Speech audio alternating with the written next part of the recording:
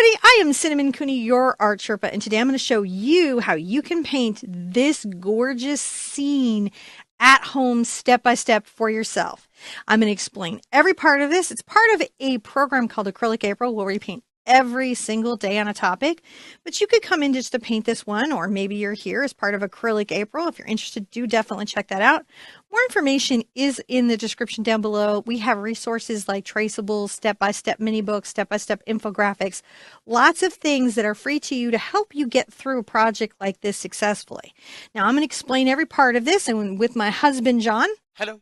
So when I am demonstrating a technique, doing a color mix, or talking about something, John is going to point the camera at what's happening so that you can see what I'm talking about. If you've got the mini book and you can see it and I can explain it to you, you can do it. So there's nothing to do but get your paint, get your brushes, come back. I'm going to show you how to paint this gorgeous cowgirl in a wildflower field. Come on, let's go.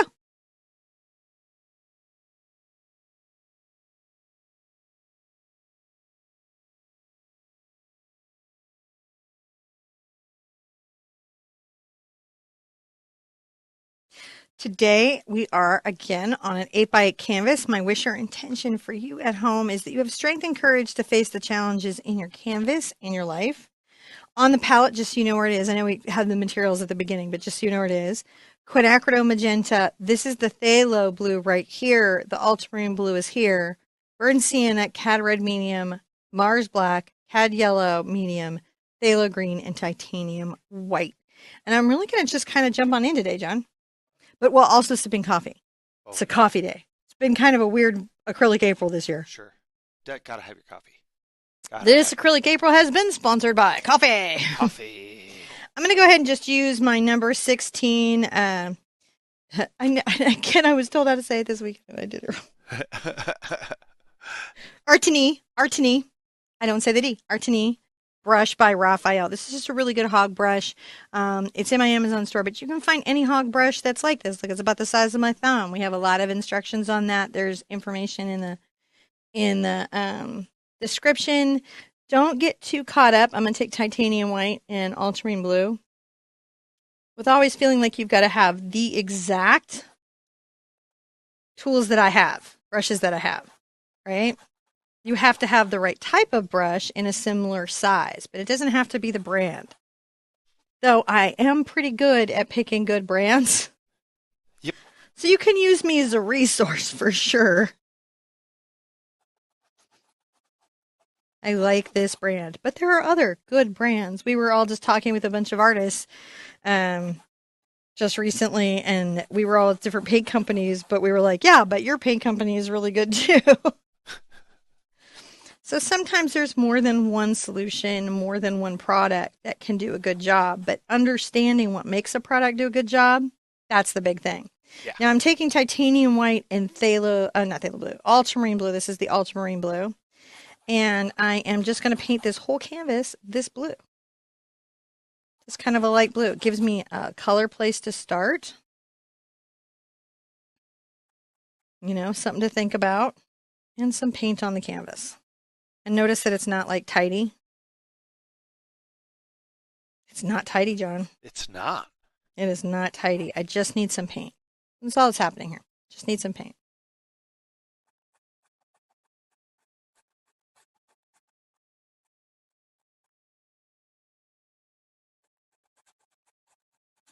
Look how messy that is.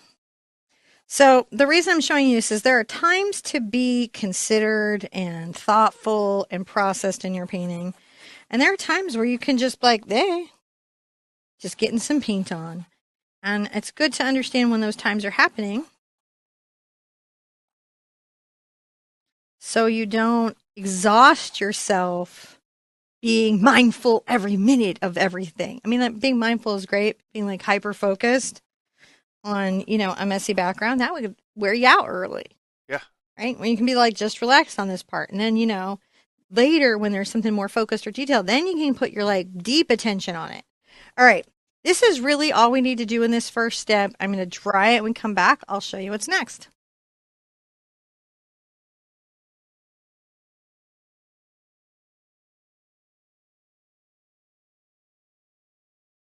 So here we are in step 2. Now we're going to be doing things that we might pay a little more focused attention on. I'm going to take my mix of white and blue, but I'm going to add a lot more white to it so it will show.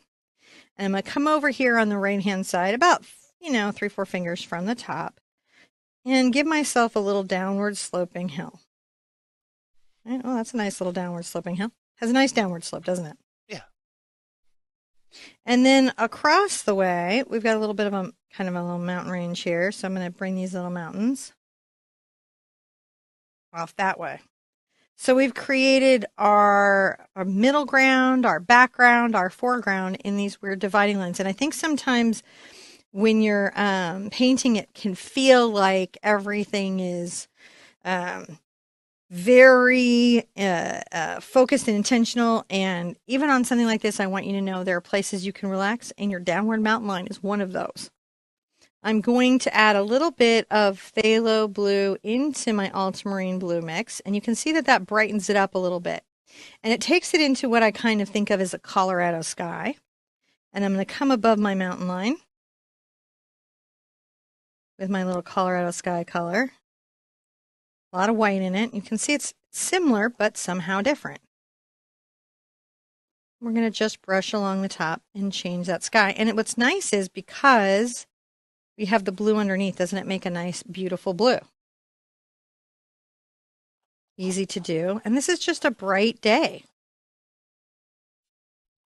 Nothing too intense we've got to do in that atmosphere. Right? Yeah. You can put a little more ultramarine blue and blue together, maybe here at the top. Just to keep it sky-like. Now notice what's happening is because my paint is wet, because my brush pressure is soft, I can then blend wet into wet in my sky, creating a very soft liner transition. So I'm not getting brush strokes so much as hue. And therefore I have kind of a little light ridge and a little bit over that.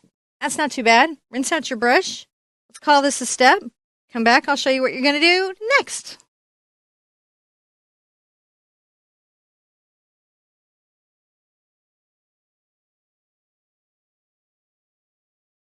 So here we have a mound. It's kind of misty. It's sort of far away. We don't need to have it too in focus. I'm going to take my ultramarine blue and my burnt sienna, and I get them together, and they kind of gray out. I'm going to begin to talk about the top of this mountain.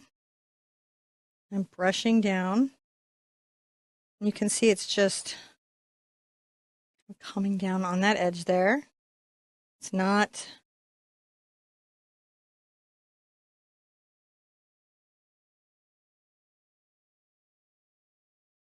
Sometimes I use my brush to help me get some kind of crispy edges there.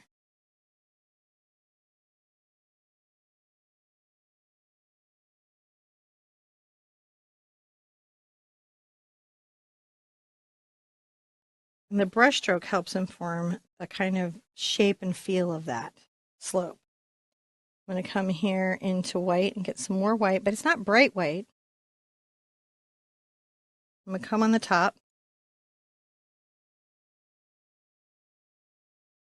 And on the corner and kind of coming down the edge, I'm making little bits of what could be distant snow. Distant snow. Distant snow.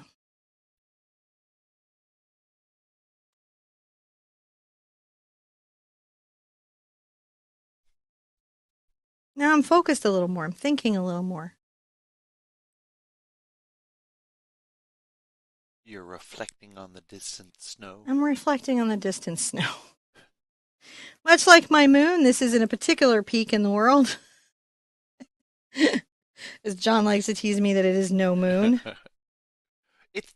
I didn't say it's known. It's just not our moon.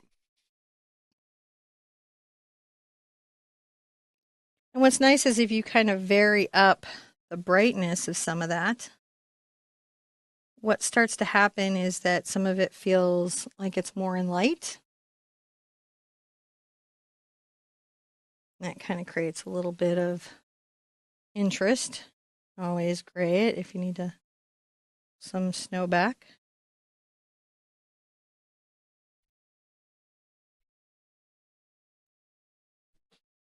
And pull some snow down there. This is very similar to when we like do a Mount Fuji, where we create kind of that mist and interest Hmm. that could be going on. And I think I'm going to take a little bit of my brush and I'm going to kind of come here in the bottom.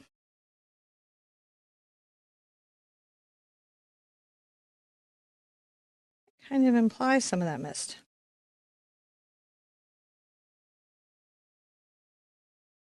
See if I like that.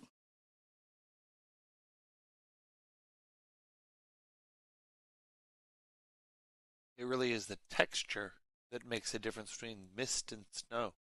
It really is. And then there's going to be one other thing. So I'm going to rinse out. I've got some mist. Rinse out. And I'm going to come here to my brown, black, and yellow.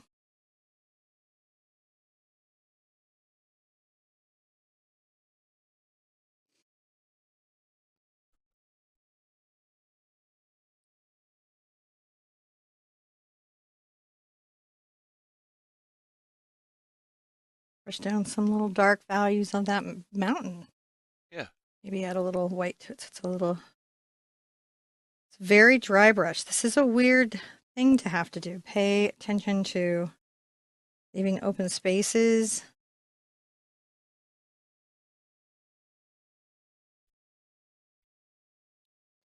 I'll make sure that I always put little spots here and there. And they are mountains. I might bring this down into the mist a bit.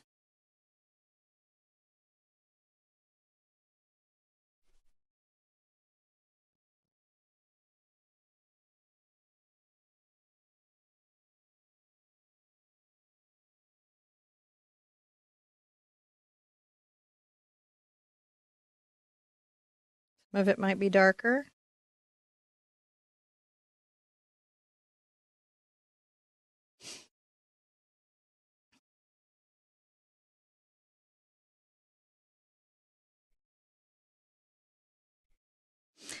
I try not to make repeated patterns. I want things to feel distant, Hmm. right? And, going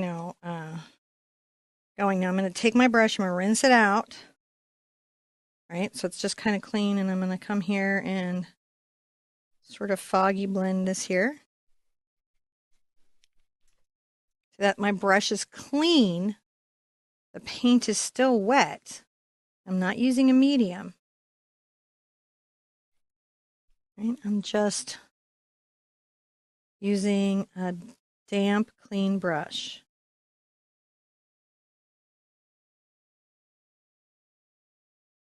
Kind of like fuzzing it. See how we're fuzzing it?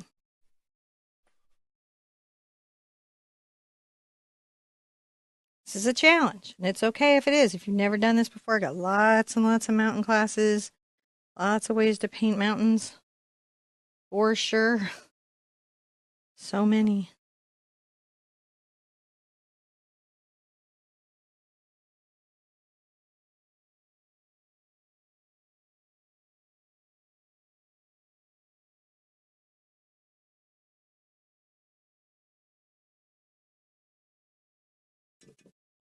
Kind of see that go far away, doesn't it? Yeah. Little damp, rinsed out. And maybe catch a little highlight on the top of these.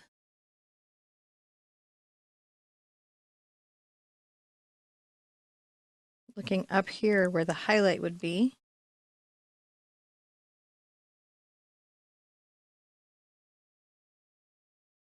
Right. I think what will also help is that we get other objects in. Our mind will also start to say to ourselves, that is a distant mountain. Because there's a tree there, there's a forward hill there, there are things there that make us feel like it's a mountain. I'm mixing some more of my snow color, which was the ultramarine blue and the burnt sienna.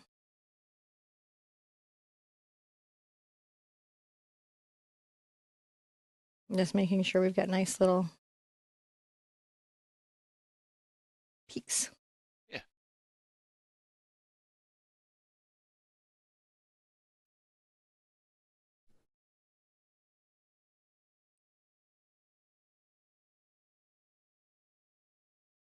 Just a little bit brighter in the white. All right. I feel like it's one of those things that I could overdo really You quick. could just keep on mounting Just in. forever. Couldn't you, though? I mean, like, I just keep wanting to over mountain and mountain and mountain. You just mountain forever. And really, you got to stop at some point. That's the All point of a right. daily And I'm going to painting. call the point of this, and I'm going to sip some coffee, and then we're going to put our next range of land in.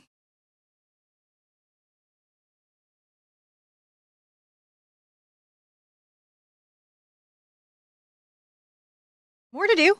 More to do. I'm going to take the same brush. Now, I'm not going to paint the whole painting with this brush, but probably a lot of the painting.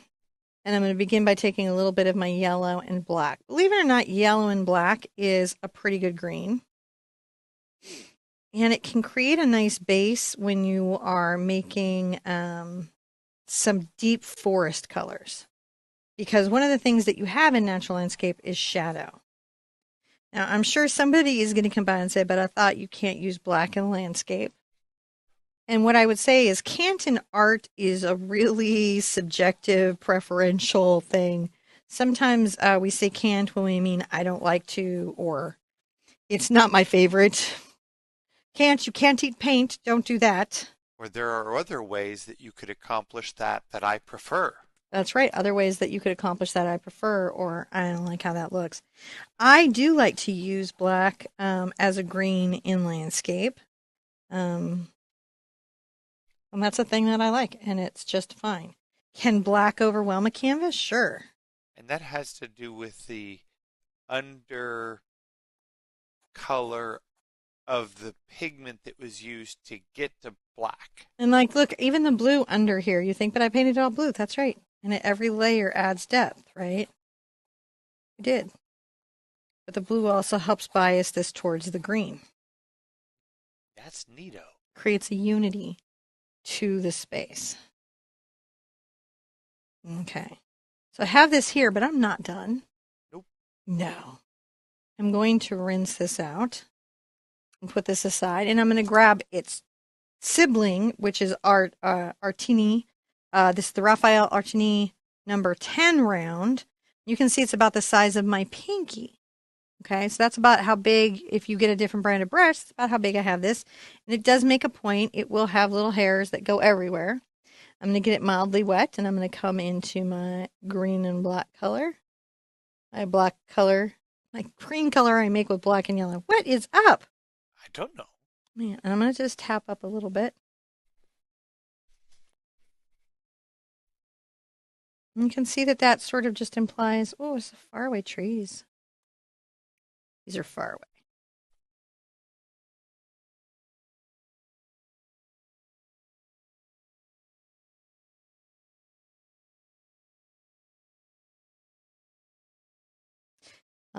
Our hillsides are just super rarely smooth like this.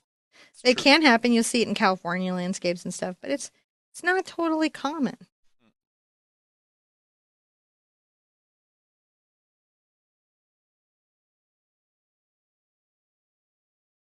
What I'm doing is I'm just making sure that line has that natural feel of being rough and having growth. A place where critters live. Yeah, that's exactly what it is. You need to, when you paint landscapes or trees or natural things, think about who lives there. You got to be a little David Attenborough there a bit. You know, who would be here? Who's nesting in those faraway trees? Who's observing you from the ridge? And it's true we're going to be, putting in some more subject matter, but sometimes this is just nice to get in first. I don't want to put in all of my work into it, right? Where I know I'm going to be putting another object, but I still want to create a continuity. So sometimes it's a great time for me to practice my line and unevenness or different aspects of my art.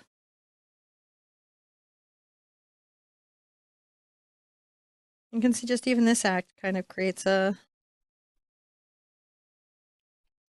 tree line, a distant line away from us. Puts context into the mist and other things. And you can see the hills in relationship to each other suddenly now have real purpose. Sorry, I had a little cough there. You did.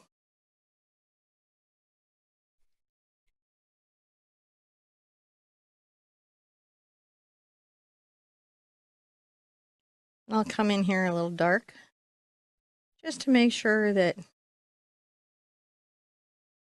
the depth that is required to make something look like it's got foliage is there. All right, that's pretty good. That's a step. Look at that. Tree lines and things are happening far away. Just try not to make like saw teeth or just too repeated of patterns, kind of vary it up, so it looks like nature. Nature likes variety. When we come back, I'll show you what you're going to do next.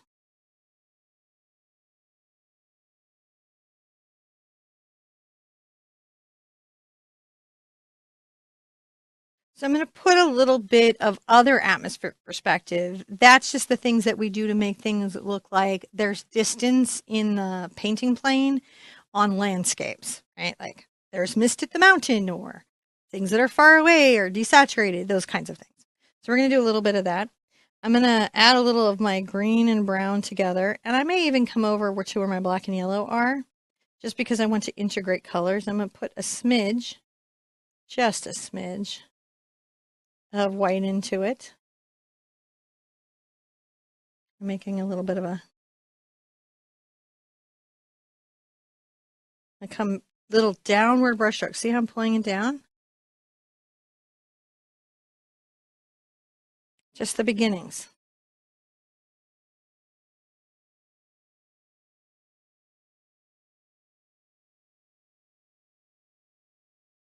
Sometimes a little more into the black and yellow. I'm definitely trying to integrate color. Don't want anything too saturated.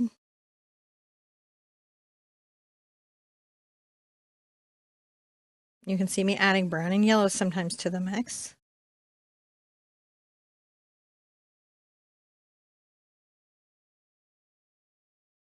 And so we have the little row of that. And then I can even come into a little white, yellow, and black. And add just some highlights to some of that.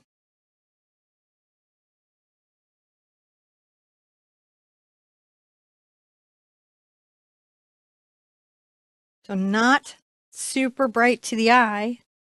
That's what's going to keep it far, far away. But also not super light. Just a little desaturated. Just a little desaturated. Unlike my hair, which is fully saturated. Just how it goes. Just how it goes.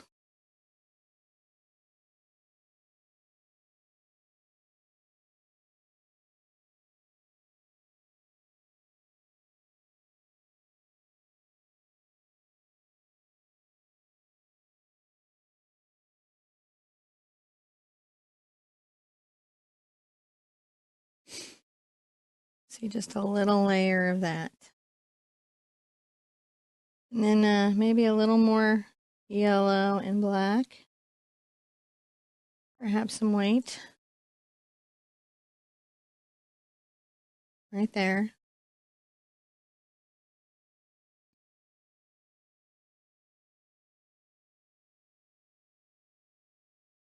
Creates a bit of a lighter space, and it's just a little downward pull. See, so that kind of creates that sense of different little ranges of grasses, doesn't it?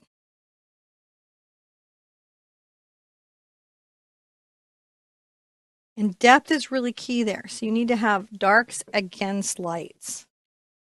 Darks against lights. So while we're here with that, actually, let's call that a step and we'll come back and we've got another little quick step in there.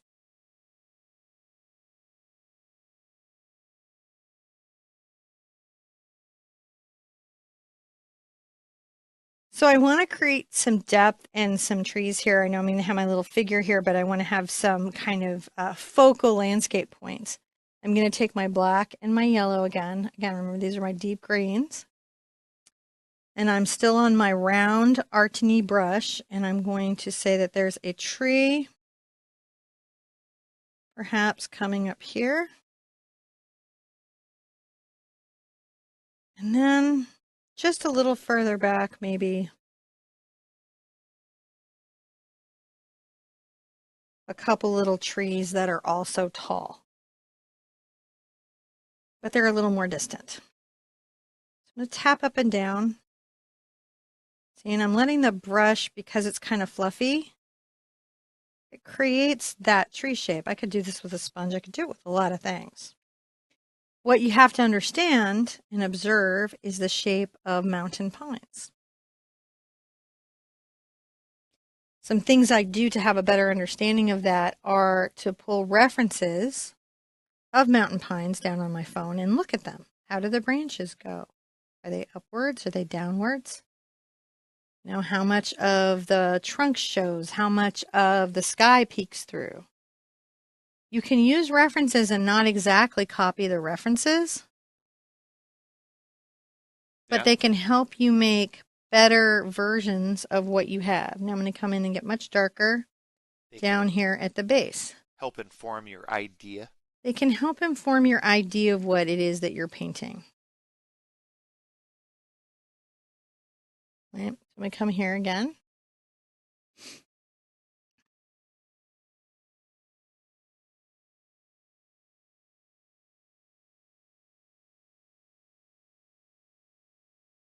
And sometimes I have to rinse out, wipe off, and reload. Just because paint begins to dry on the brush and then it fights you. Oh,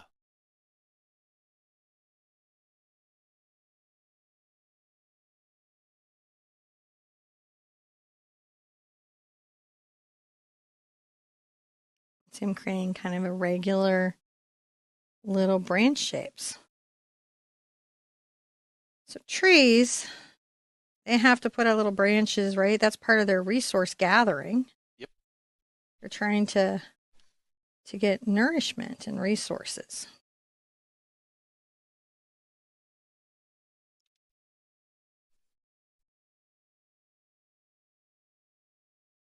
I find that when I'm painting them, I like to make sure that I'm putting out branches that it seems like could maybe get this tree some food, some light, some well-being. And even though I'm painting it two-dimensionally, I'm trying to think about the tree side that's facing me and the side that's facing away from me.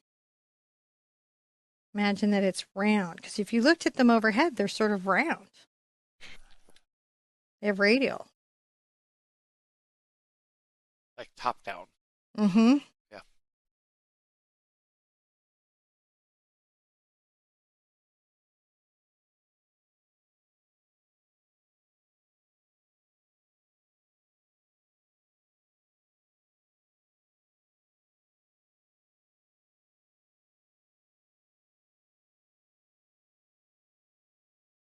Let's try to capture those shapes, but that does start to create kind of a shape. And I want to dry this before I come in and put in the highlights and shadows that really go tree, tree, tree, tree, tree, tree. So let's dry it and come back and we can highlight it.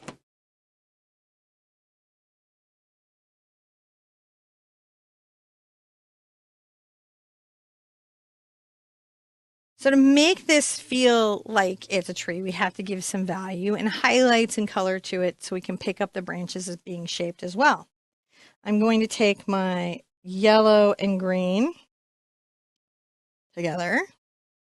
Not my yellow and green, my yellow and black together, making green. And think about highlighting up some color. I may add some brown, even a little phthalo green into that mix.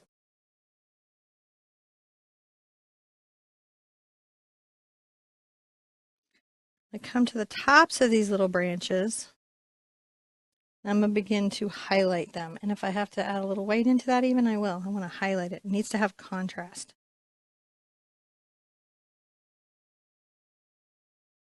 I'm going to come here in the middle, right? Pulling a forward branch. Remember we talked about, we think about them all sides. So that's how I know, oh, I've got to have some highlight here. I've got to have some highlight there. I'm just touching up and down.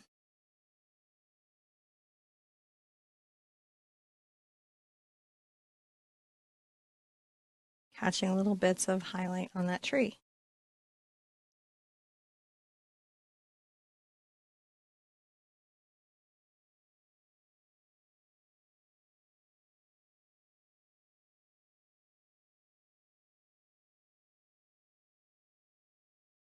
Forward branch.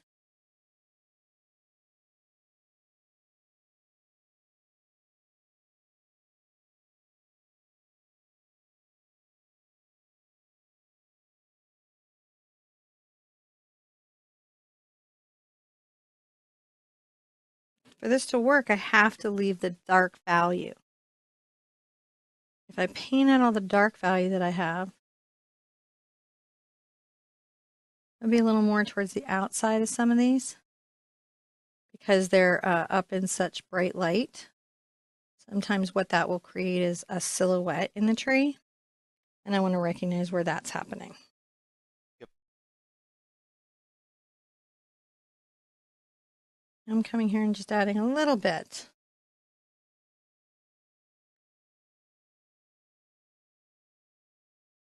Big point is to not paint out all the dark on the tree. Like I keep saying it, but it's super important. Yeah.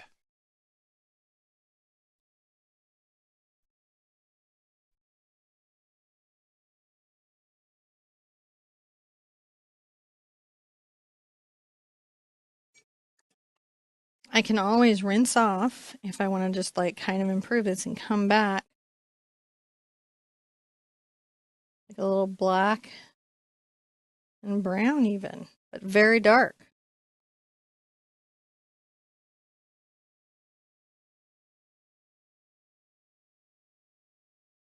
See how adding that shadow? Yep.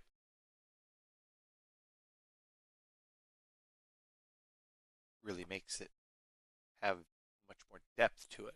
That's one of the things that's hard when you're painting green on green is how do I have this green stand out from the same green?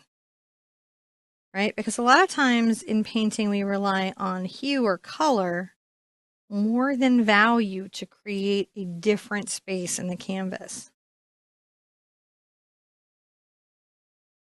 And what can be the issue with that is that if you don't have good value and hue isn't carrying you, everything can look flat and same. I'll rinse out for just a second, and I'm going to, for a minute, this is a number 4 Simply Simmons round. It's synthetic. It gives me a sharp point. I'm going to come here and get some just black. I'm going to load on the tip.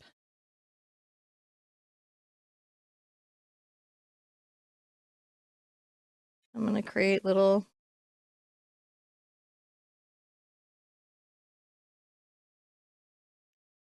lines that could be like branches, right?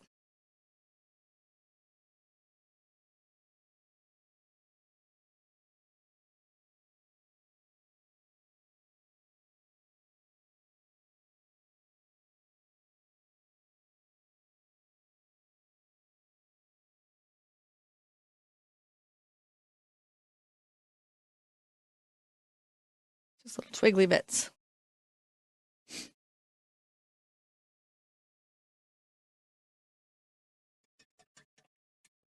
One more pass of one value up with this one. Goodness gracious, let's go one value up. I'm going to add a little brown to it so it's not too bright.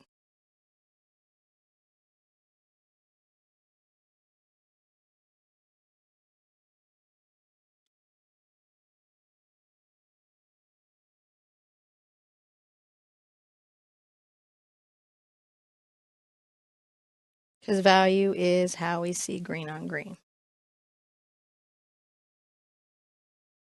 See how that little bright highlight just makes a huge difference? I don't put it everywhere because not every part of the tree has this much light on it. We can't even really see it unless there's contrast to see it against.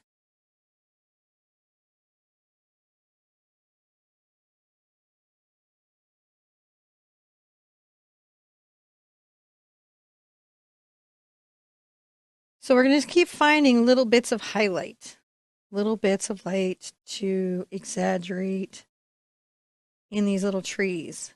And that can be a little, initially mentally frustrating trying to figure out the tree, right?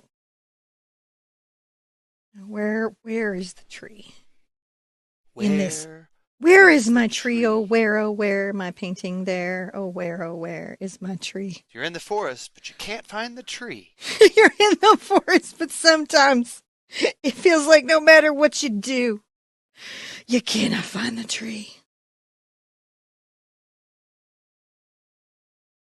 Feeling. Trying to play that here. And then another thing that we can do while we're here, rinse off.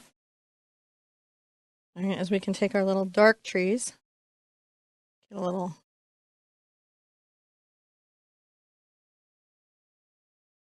going in there, and then maybe even come back here in the kind of the fog.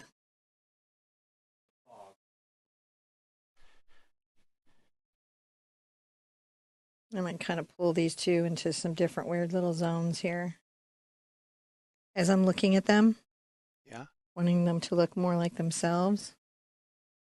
Sometimes I'll do that. I'll be like, You're not looking like yourself today. yeah, mountain, you don't look like yourself today. Then I might take a little bit of dark.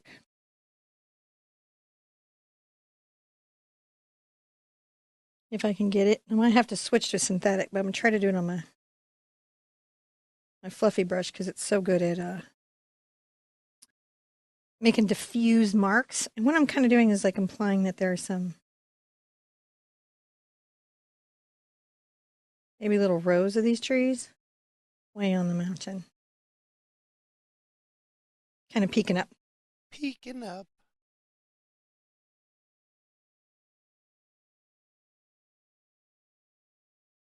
Because they will do that. I've certainly painted enough wolves howling in the mist Hmm.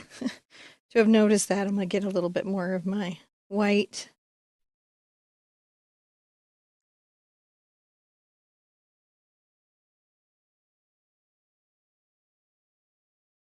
And blue.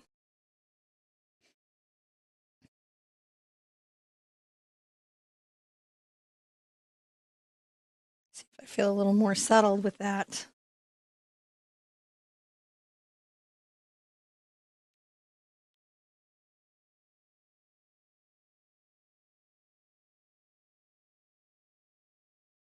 A little black and yellow again.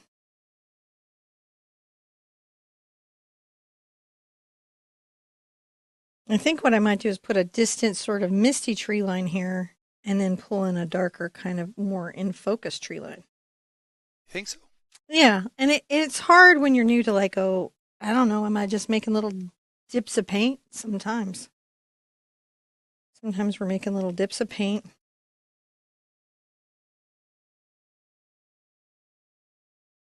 I'm adding a little blue Mm-hmm. because sometimes cooling a color will also help pull it into a mist. Now let's dry that and then we'll put like kind of a more varied little tree line coming in. Blend these two. They're nice and blended. And that's with that damp brush. If you remember, we do that. All right, let's dry this and come back and kind of refine those details.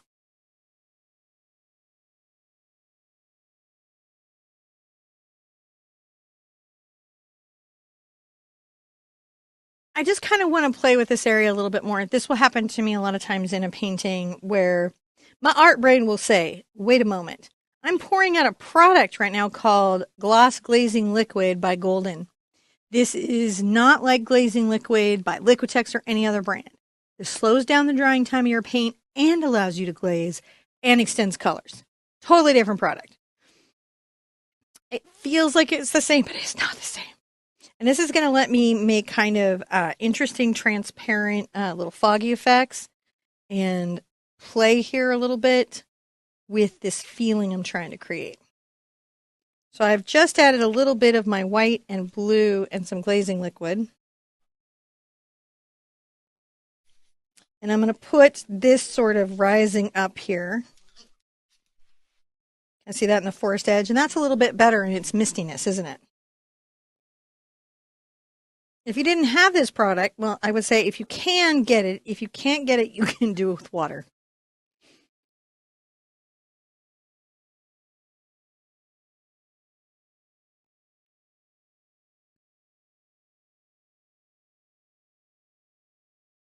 So just kind of diffuse that in, right? And let's come back and get a little of our brown and black together again.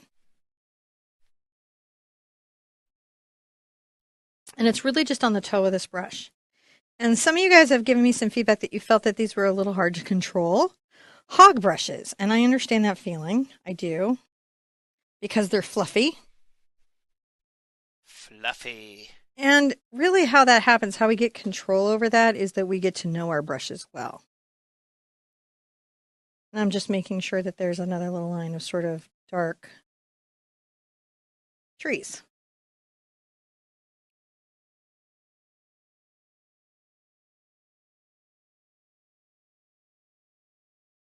Along my little mountain edge.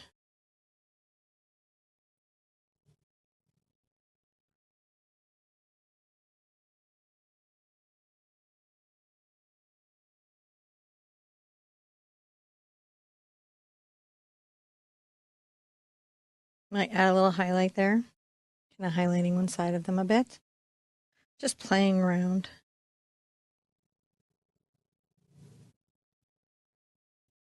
And we've got that mist diffused. Now, I don't want to make a whole nother step, but we're going to dry and then do the next layer. So not as another step, but just so that we have like a little atmosphere for the next ones. Okay, you guys ready? So we've dried here and we've got some sort of distant out of focus trees. I'm switching to my number 4 synthetic round. I'm getting a little bit wet and I'm going yellow and black again for my darkest green. Remember that dark green, John? Yeah. And let's bring in some sharper edged little tree shapes. And that's about just tapping this up and down. I'm still doing the same tree shape, but it has a sharp edge.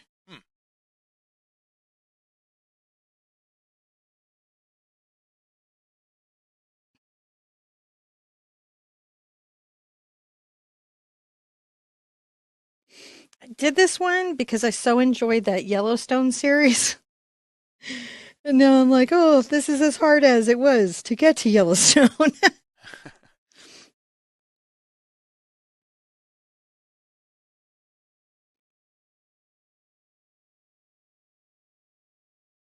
So this is just letting us have some trees that are maybe a little bit closer in our eye line.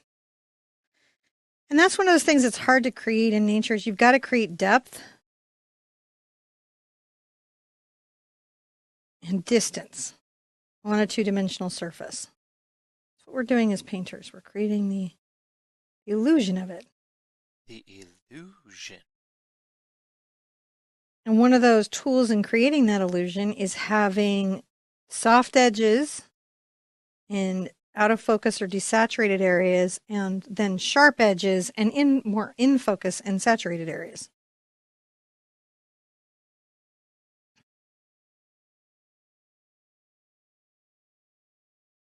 We're making, big tall trees, small trees. Sound like a Dr. Seuss book. Right? And so that's now giving us some thinking, isn't it? Yeah.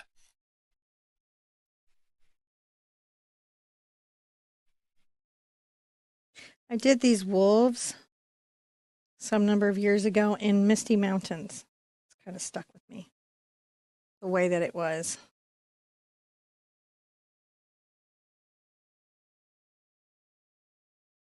And some glaze, just kind of thinking about those little tree lines.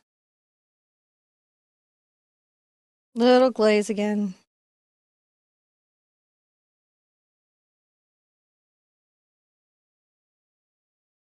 Oh, no, I'm just getting too atmospheric. What am I doing? Push it back. That kind of does, doesn't it? Push it back a bit. All right. I feel like we've just talked about this as much as we just can. It's all we can do. Come back, I'm going to show you what you do next.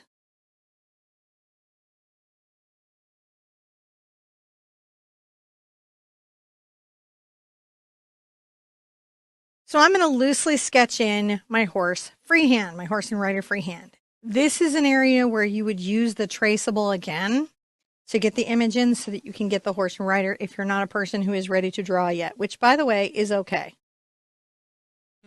Nothing wrong with it. Nothing. Nothing. I'm just mixing a light color. This is my brown and yellow. If you're drawing along with me at home, do yourself a favor and use chalk. Right? Because it's much easier to erase than paint. So I'm going to create the hindquarters here, and that's kind of like a little rise, kind of like a little butt mountain. Butt mountain! Come in a little bit. Because this is, this is a horse that can do things.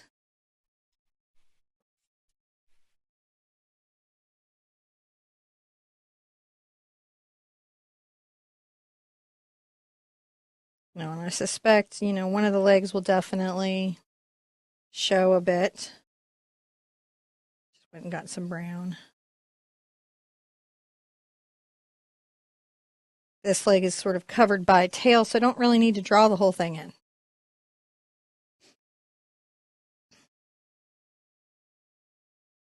The thing to know is that right in the center is where the tail is going to come from, so we just have to have that sort of worked out. Then I've got a rider, and the rider is an interesting kind of element because, we'll have a saddle we know is right about here, kind of coming up. We don't really show a ton of it, Yeah. And then there's a figure, and the figure will. You don't want to make your figure too short or too tall to be on your horse. So interestingly enough, I'm going to make a middle section about the same width as the horse's butt. Okay. I don't know if that's an art rule or just a thing that I noticed and utilized as a strategy. Is like my top section should be about the same as the horse's butt.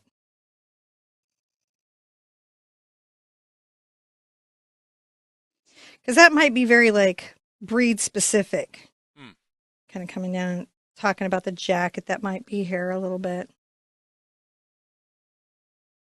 And I don't want to put too much in. And the reason I don't want to put too much in is because I don't want to have to paint it out in this complicated background.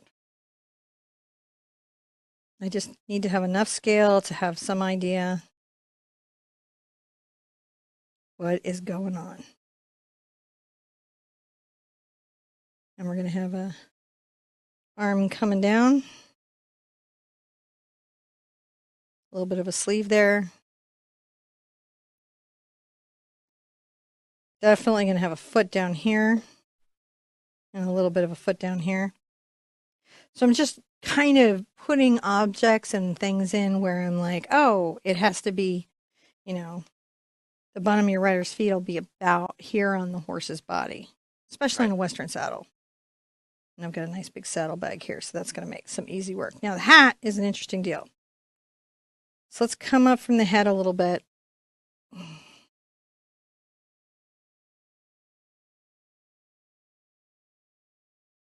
And I'm making a straight line up the spine. It's a weird thing to do, but it's going to help me. Why am I doing this in paint, you may wonder? Because you guys cannot see the chalk. Oh.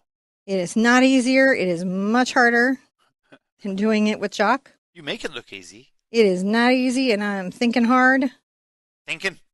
I am. I'm thinking hard. I'm kind of What you building the thinking? brim of the hat, trying to draw.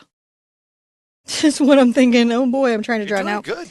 The brim of the hat will kind of line up with those edges here, so I'm going to try to get that.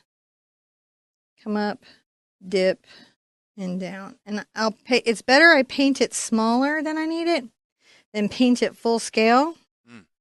Because if I paint it full scale and I'm wrong, I over assess things, well, then I'm going to be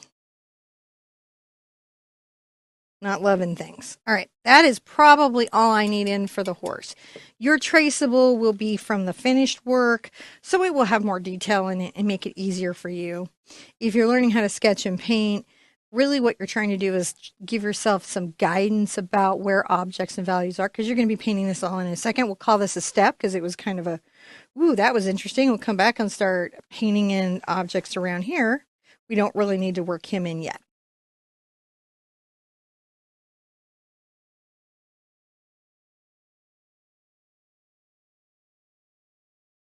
So while I'm here looking at this, I'm going to pick up my number 4 round for a second, and I'm going to get my white into my snow color again, which you'll remember is my ultramarine blue, my burnt sienna. I'm going to make quite a light color. Glaze on so it's not drying out on me so fast.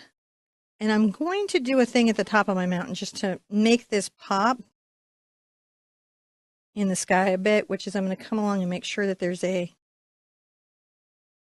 kind of a crisper edge to the top than what we currently have right now. And the reason for that is that with the sky as clear, you'd see a crisper line.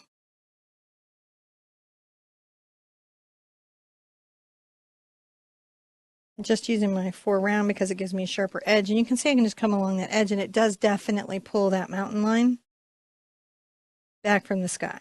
Oh, yeah.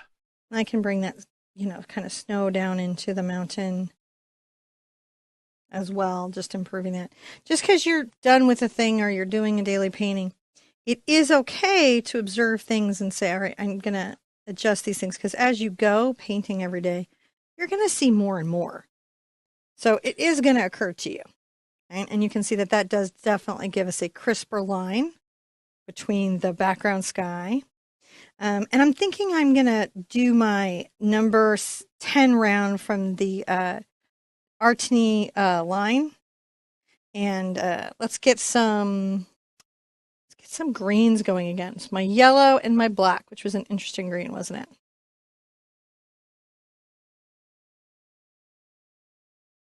Start kind of putting some things in here. Maybe a little bit darker. And make sure there's some dark on the fields up there. Because remember, it's not just the light colors that matter, it's the dark too. Mm. Sometimes you have to come back and put a little depth into stuff.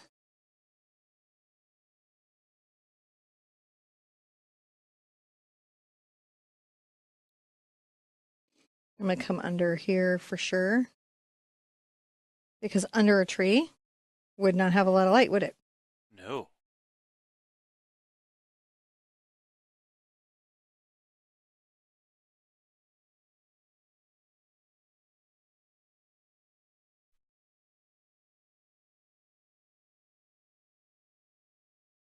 You definitely want to have a little handle on that.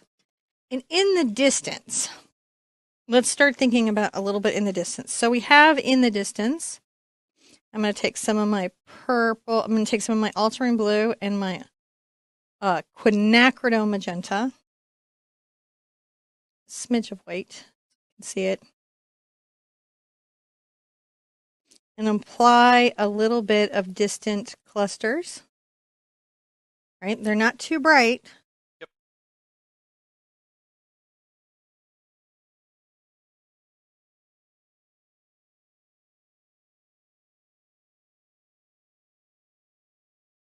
Kind of coming around him. So you can see why I wanted him in, so I wasn't like ending myself for getting him in. And then, maybe go a little more pink, magenta. And perhaps a little white into it so it's a little brighter. And just like with the trees, little highlights. See, just little pops. Little pops. These are distant colors.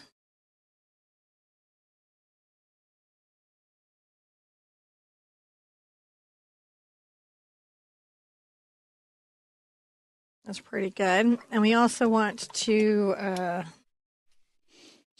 actually, that looks really lovely. I like that quite a lot. Let's give that a dry, and then we'll continue on.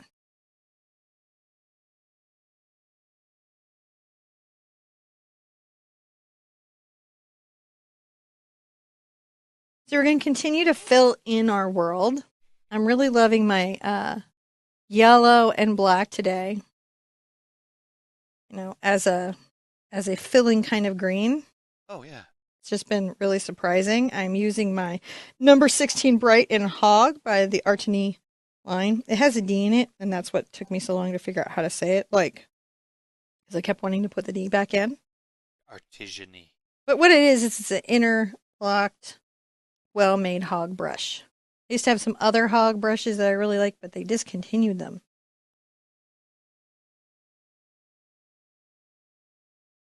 I'm just sort of adding those same sort of landscapey little marks, right? I'm going to say this is rough ground full of mountain hardy plants.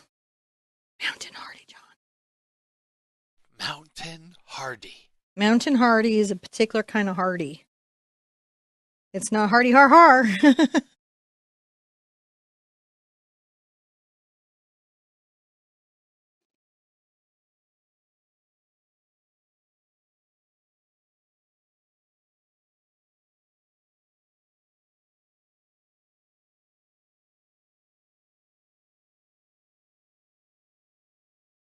All right, just continuing to go. There we go. Just pulling this in, just little values. They're nice, aren't they? Little values. Actually, I want to kind of make sure I continue the mountaining direction that I had going. Now I can come into my brown and green, and they make kind of a foresty green. So that's my phthalo green and my burnt sienna. I can add some dark color in with them. And believe it or not, to the eye, when you're up on the painting, even though they're the same value, it will read as different types of deep green. And this is where we're allowing hue to create variance, right? Instead of value.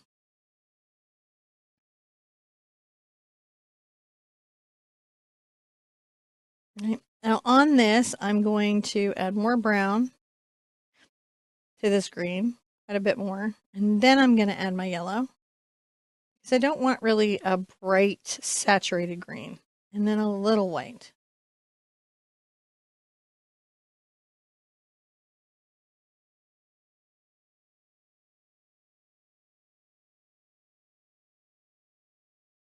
And I'm not going to come fill in under that tree because there's a bit of a shadow, right?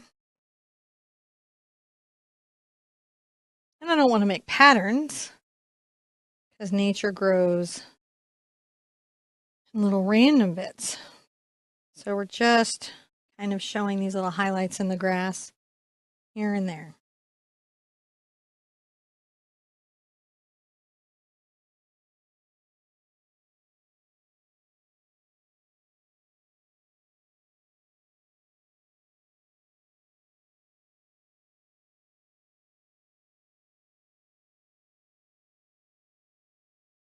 I'm going to do something kind of wild. I'm going to come get some blue into my green mix. Look at that.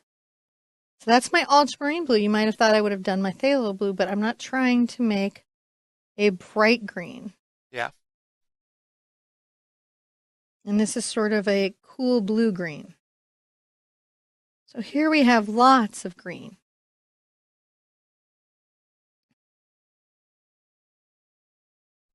Clumps of different plants growing through these hard conditions. In these mountain environments can be quite dry and difficult for plant life, because rain comes and goes. Yep. Very seasonally. Temperatures can be extreme. And so the plants that thrive in that kind of space really have to have quite a tough little personality. And then on top of all of this, let's come in and I'm going to come in and even mix this here. I'm going to make a very light green.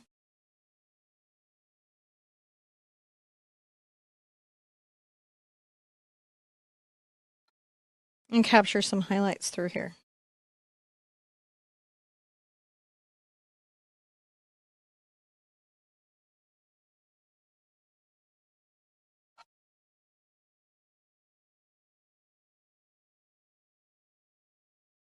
It's quite light compared to everything else, isn't it?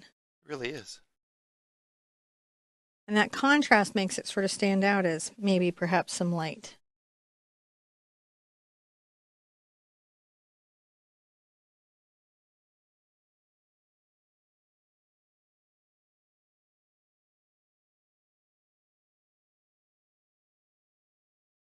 I'm very loose and sketchy with it. I'm not trying to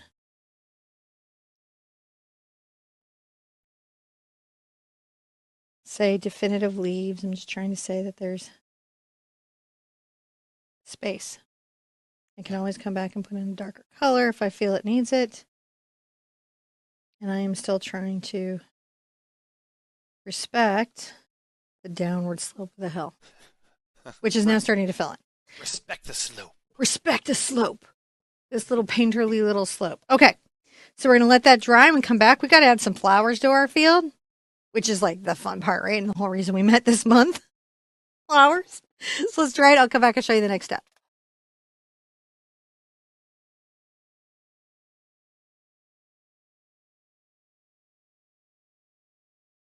I'm going to continue working those purple colors from earlier, which was my ultramarine blue, my quinacridone magenta. I'm using my round hog, my Artini hog, and I'm going to make little clusters. They are clusters, but they're not quite distinct yet. You know, you don't have your individual blooms going. And this is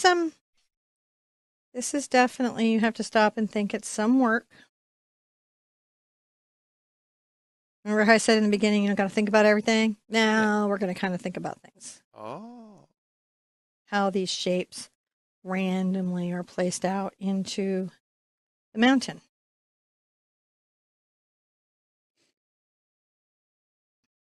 Sometimes, and it's silly, but sometimes it helps me to think about the way the flowers got there. Maybe birds or a deer, somebody carrying seeds. Like in a little basket, Yes, and they just exactly that in a little they just basket. sprinkled them around as they walk. For sure.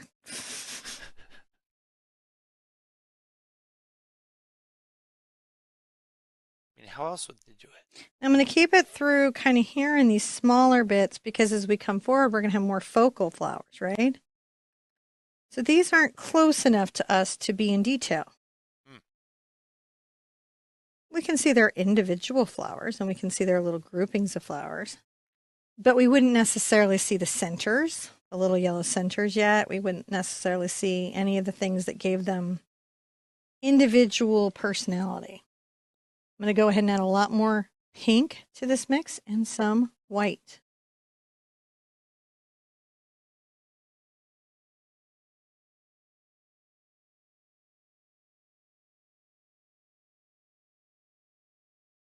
And you'll see that sometimes I carry that pink even past the deep clusters.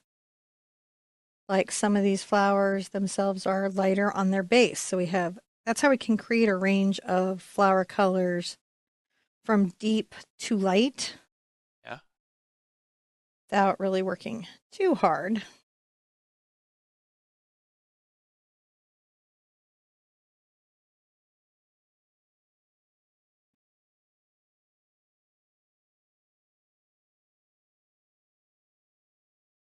Again, look at my hog brush. I have to really think about how I'm working it because like these hairs, they come out, they have a moment. Oh yeah. I have to reshape a lot.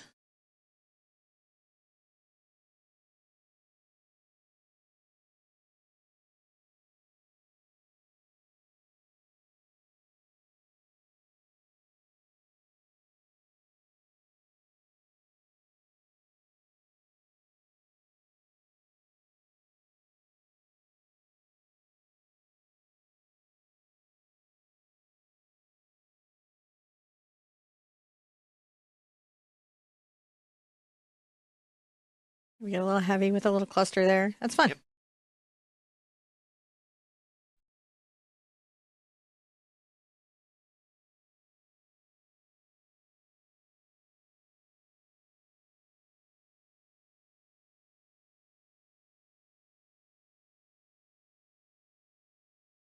Look, so I just how I you're know planting I'm quiet, but it's flowers. just calming. It is. It's just like It's a You're little planting the calming to paint flowers. these flowers. And I think the thing for you at home to think about when you're observing mine and you're following along is try not to make neat rows. Try not to create order. This can be hard if you are very organized. And the trick to do that is to realize that this order, this organization is in its randomness, right? In and among its randomness. It is. It is. So, these flowers have created an order for themselves because they don't hold neat lines. It's good for them. That's how they organized. And if you realize that they're organized based on necessity, then it sometimes can be a little easier to see, what they've got going on. All right, I'm going to take a little of my yellow out and maybe even get a little bit of my quin out and maybe get a little yellow in it and some white. That's quite a lot, isn't it? Yeah. So flowers and landscapes. If the flower's far away and if they're clumping at all, then you have to kind of capture the clumps as an object and then separate that up from them coming forward. Hmm.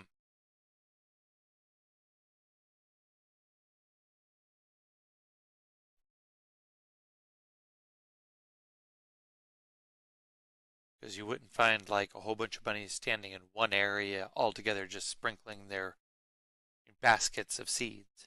Well, I don't think you would, but if you do, please make a TikTok of it. They tend to spread out evenly in the We all fields. want to see it. If they do, if you witness that, by all means, please pull us all in. You can see we get a little more light as we go forward.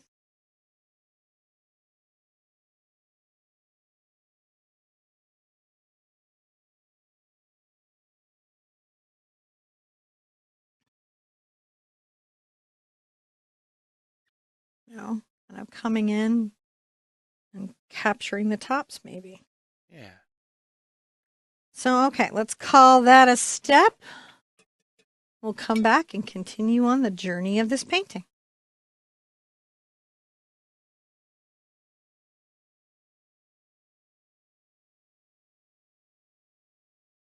So I'm going to start putting in my figure so that I can pull more detailed stuff around this space.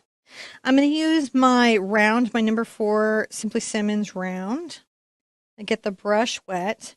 And I'm going to begin by creating kind of like a yellow. Let's put a little red into it. And maybe a little brown.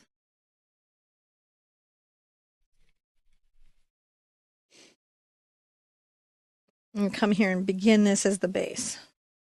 Now I might have to do a light horse, have painted this white first. And if your yellow is at this stage not covering at all, you may have to do that. This Gotcha. color here is just not covering at all. Mine is covering some, so I can kind of get through. Just make sure I know where the legs are meeting. I know that I'm going to be pulling so many flowers up through here.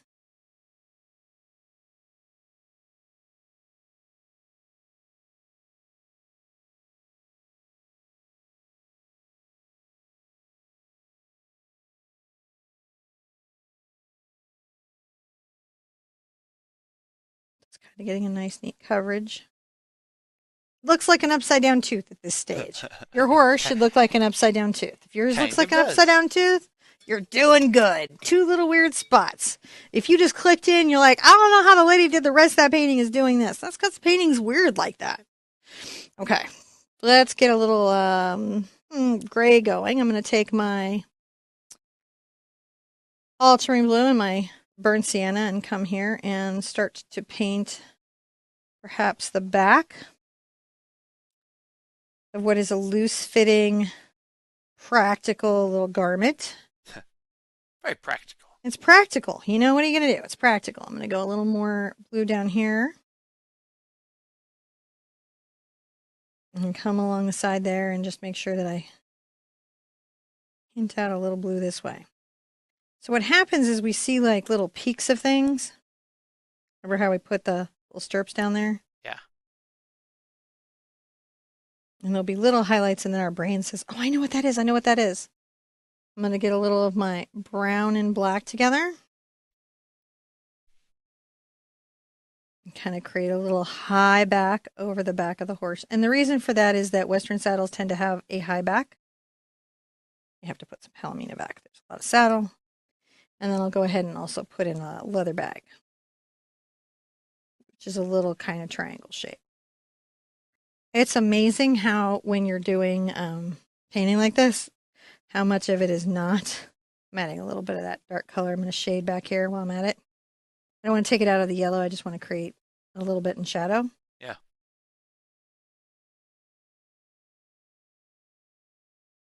So while it's wet and while I'm here, why not, right? Why not?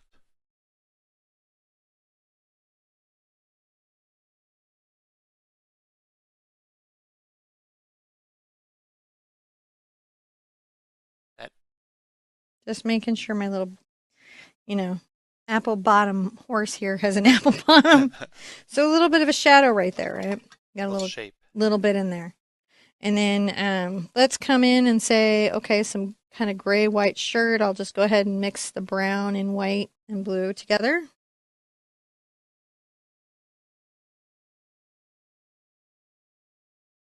Perhaps there's a little bit of a rolled sleeve here and over here.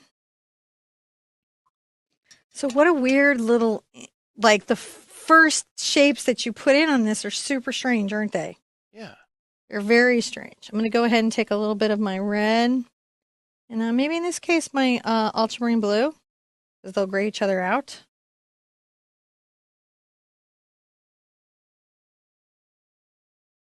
I'll put the little scarf kind of coming back.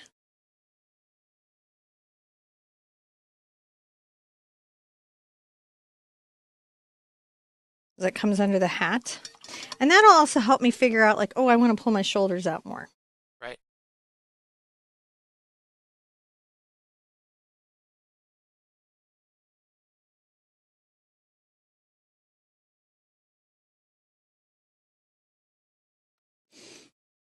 Sometimes when we're going, we'll be like, we'll see something and we're like, oh, I see that thing. I want more. Huh. I'm going to add a little more brown to this and get some white. And then I'm going to just kind of come across here and make like a little smiling moon-like circle. It seems so counterintuitive. That's what it is. I'm going to turn just a little bit so I have a better angle.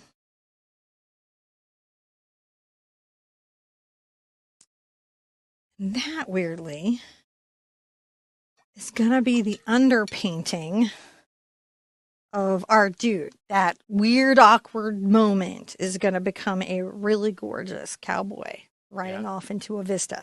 But to do that, we're going to have to dry it. That Come seems back with some reasonable. shadows and highlights for that to show up. We got to reveal it. So dry yours, come back. I promise we're going to reveal our cowboy.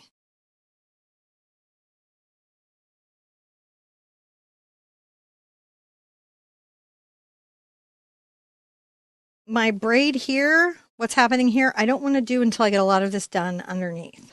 All right, so that's why we make a choice to kind of layer things a certain way. The first thing I'm going to do is I'm going to come and mix my scarf color a little bit with black and make sure that under the hat I have a little bit of a shadow. Right? We want a little bit of a shadow under that hat. And then it's going to kind of blend out into our red.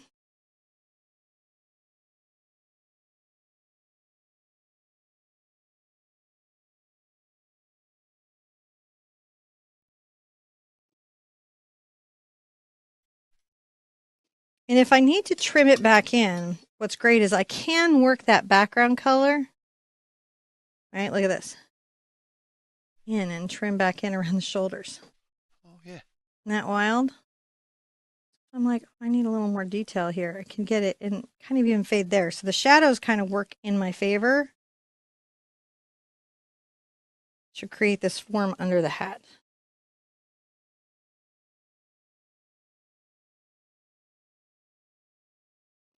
Now I've got my gray here, and I'm going to come back again and make sure I have a nice second coat.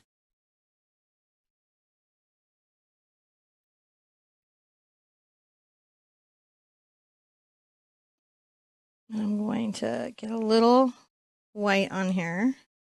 I still want it to be gray though, so let's get a little more brown. Brown will take it more into the gray. All right, so this is our first kind of highlight on a gray.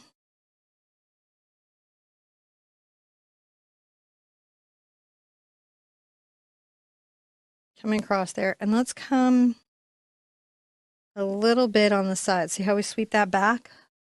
Because that fabric has a little bit of motion to it. Yeah.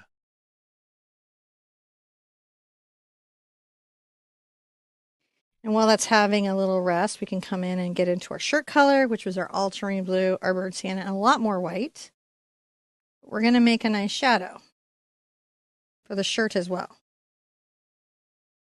Even more shadowy.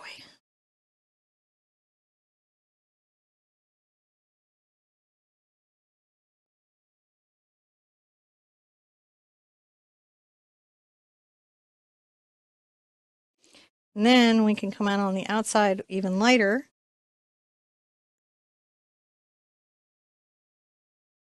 Brushing in. Oh, there it starts to go. It's just crazy when it comes in. It's like, wait, where did that come from? This is the fun part of art, is that sometimes it feels a little bit like a magic trick. I can take some of this lighter highlight into the gray. I don't want to take it out of the gray because I want the jacket to still feel gray.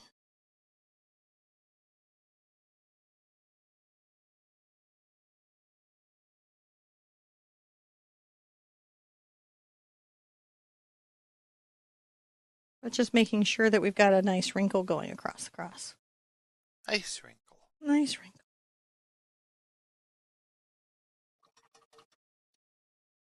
From here, I'm going to come in and get a little bit of my red over here. Let's put just a little bit of yellow in it.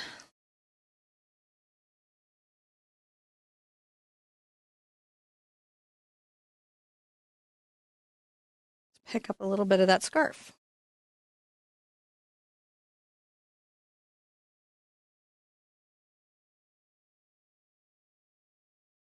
Maybe more at that back.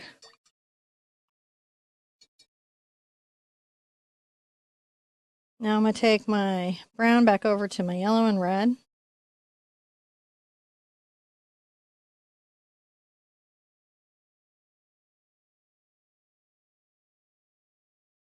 Just kind of in the shadow. Just what could be more, but we don't know yet. A little white to it.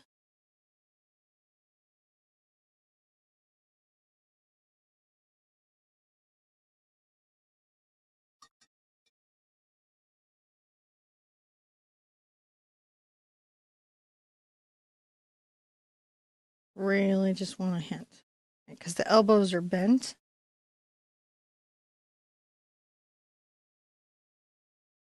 Forward at the reins. You can always do one arm down if you want. I haven't decided if I'm going to do that yet. Haven't made up my mind.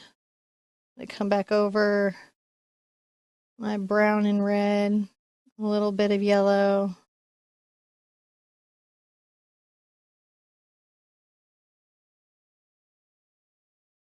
Brown and black.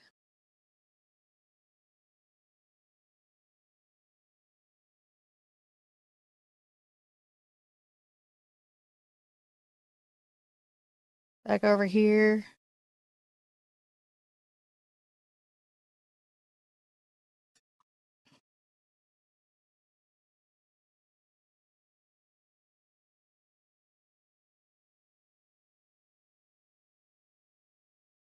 Kind of sometimes tops of the saddlebags are sort of fun to do. Yeah. I like all little shapes. You just start capturing these little bits. Little highlights. The bits. The bits.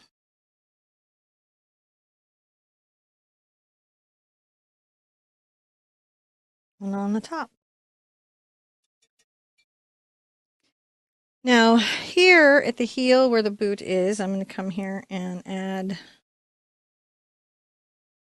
what we would see of that, even though it would be very dark. And again, there's going to be tons of flowers here, so we don't see a lot. You may even need to get some black into that, the inside of the leg. Because unless you see the spurs or such. The spurs.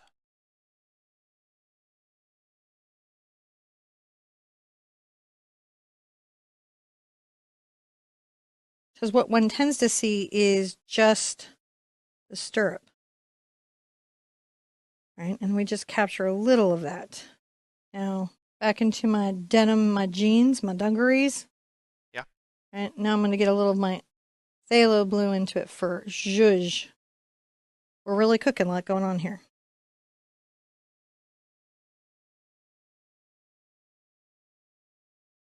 A little bit of white into that.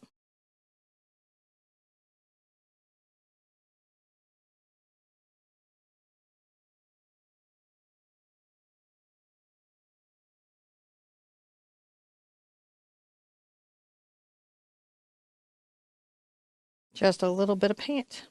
Yeah.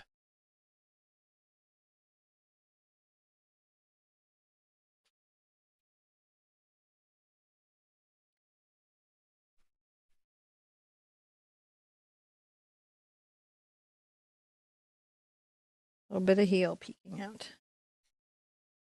You can barely see the stuff, and that's really the hard part to capture, is the barely there. The hint. Some of those stuff is going to disappear into the grass. So much of it does disappear into the grass. You know?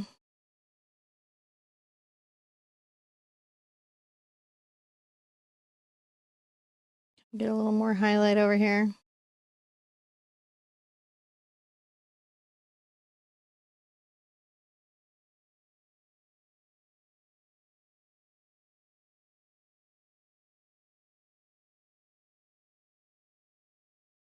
Make sure I have nice shadows over on my vest, and that's what we play with back and forth.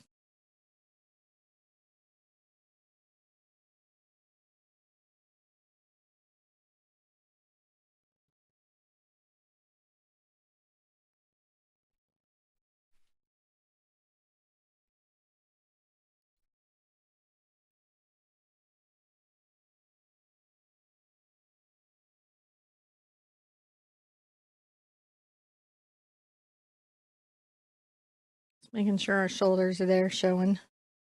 We've got this great hat. Let's grab some more yellow for that. It is a good hat. A little brown. I have blue in my brush, which kind of does this nice graying of the color. I'm going to take this and put it on the right side a little bit. And then I'm going to come back with some white.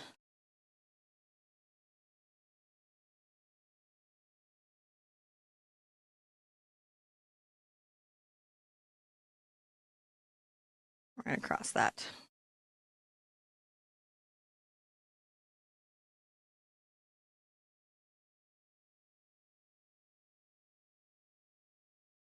Directionality is going to matter here. See how I kind of soften my brush stroke? I do. It's a lot. I'm telling you, I know. Grab a little bit of this highlight.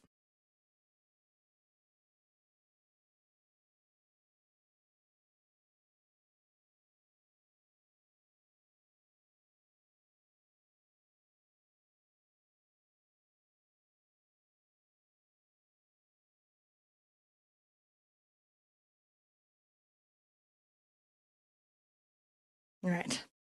Let's dry that and we'll come in and do the next bit.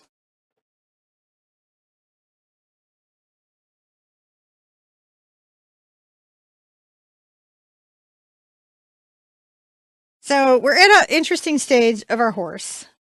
I want you to know at home, if you have not painted loosely a figure like this before and you're like not sure if yours is okay, I want to assure you that it's probably a lot more okay than you think. When you're up close to your painting, sometimes you cannot see the forest for the trees. Another joke from earlier. So it's a good idea to walk away and look at your art from a distance. If you can't walk away and look at it from a distance, sometimes taking a picture on your cell phone and seeing it small will help you see how the little highlights and the little shadows actually create quite a lot of information visually. It can be a little weird if you don't know. All right, now I'm going to take this sort of brown color, and it was a little bit of our brown and a little bit of our yellow, and then also some black was to get here, you know. That's how we were getting here. I'm going to come right here and down from the top of the bottom to about here. Right? So it's like, imagine that bent. I am going to, that's why I was like, don't worry too much about some of this because we're going to be doing this. Now, this is where the tail is going to be. Why am I putting the tail here now, the beginning of the tail? Well, that is because later on I'll put a little more yellow and black out. Later on, I don't want to spend a whole bunch of time shading and working on my horse where I'm going to put a tail over it. Now, some of you are immediately going to be reminded of something when we get to a certain spot on the painting, and as soon as you see it, as soon as you think of it, as soon as it reminds you of something, definitely put it up there. If you don't, it doesn't remind you of anything, that is okay. This is a weird game I am playing with myself. I'm going to go ahead and get a little black. And I'm just kind of come along just on this side of the tail just a little bit. And kind of like blend it in here while it's still wet. Yep. See that? Yeah. I'll work it later, but I just wanted to get that now. I'm also going to take this black and kind of come down from the helmet to about like here.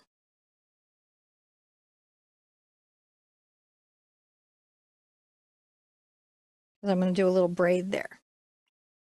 All right. Now, if you don't want to have if you don't want to have long hair on your cowboy, you don't have to. Or cow person. Let's say cow person because I don't want to project my vision of the universe onto you. Right. I had some inspiration. I'm going to come and make like little bumps here of where this came from. But, you know,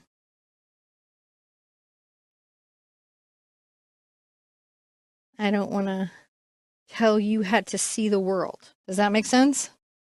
I'm going to get a little more yellow into this mix. It's very Little more yellow. And when I get that little more yellow, I'm going to go ahead and pull a little red into it.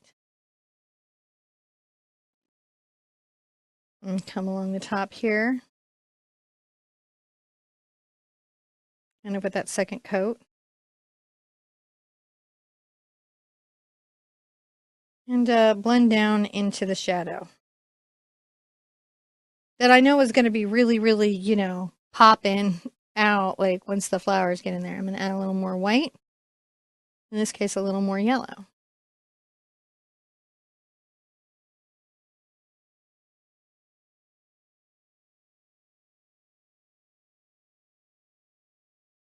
Kind of shading along here.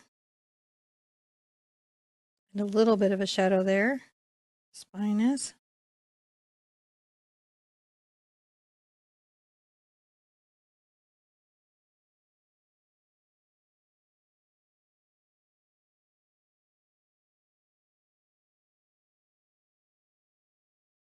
Pulling that in.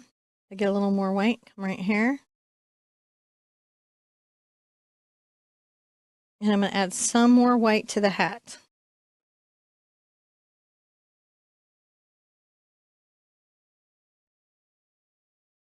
just to trim it up a little bit. Just another layer.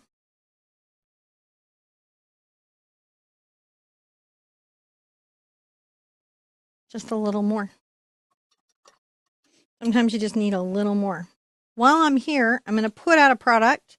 This is Golden Fluid Wet Acrylic. I'm going to pour it out on the palette. It is a higher flow acrylic paint. It's still professional. It just doesn't have the stiff body. And that's just so that I can make some like details and things that maybe Um, we'll add some more zhuzh to this. Now I'm going to grab my most detailed brush. This happens to be a #1 monogram liner. And I'm going to come here into my more gold color from earlier. Maybe even add a little more yellow into it. And along here, I'm going to kind of highlight just a little bit on the outside a braid. Oh.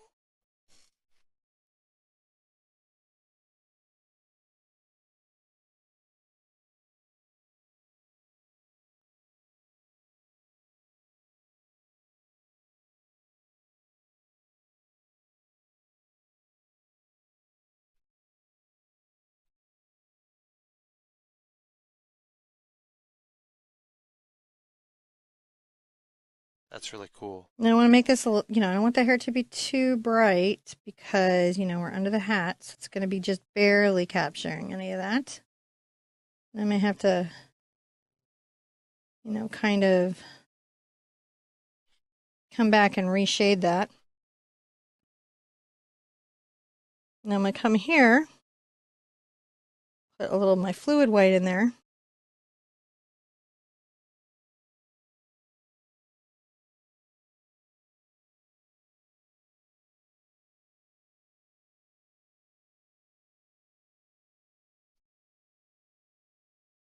We'll start speaking about this tail.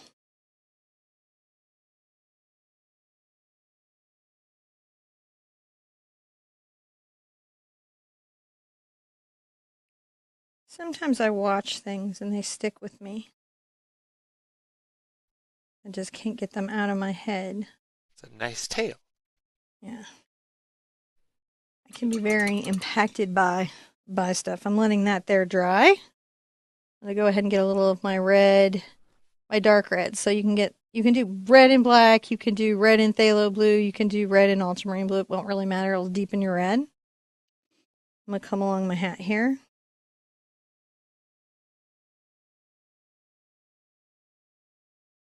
Kind of add a little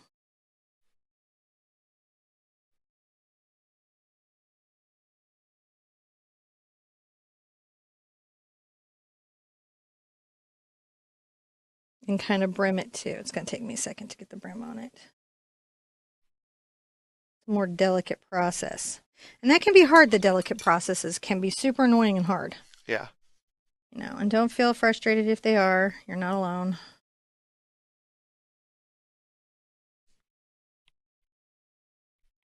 Get a little more yellow here. I mean red. And I'm going to put just a little bit on that part of the brim. That's it. Just a little thought. Maybe get a little bit of the white in there on my thing and come up and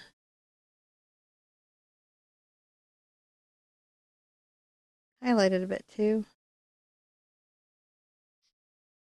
That nice? Gives it a little texture. Back into this, more yellow if I need it.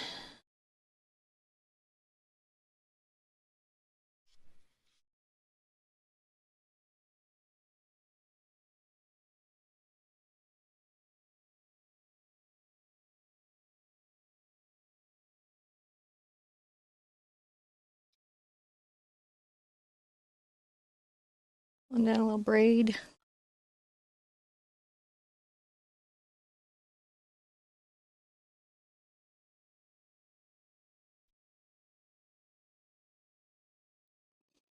Maybe put a little red across here to imply a tie.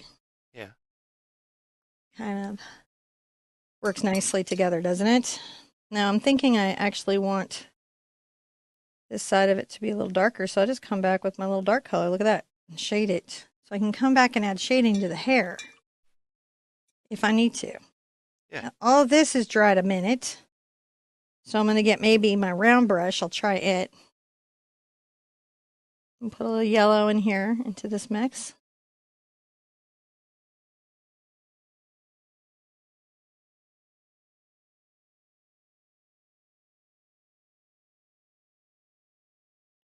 Add a little highlight.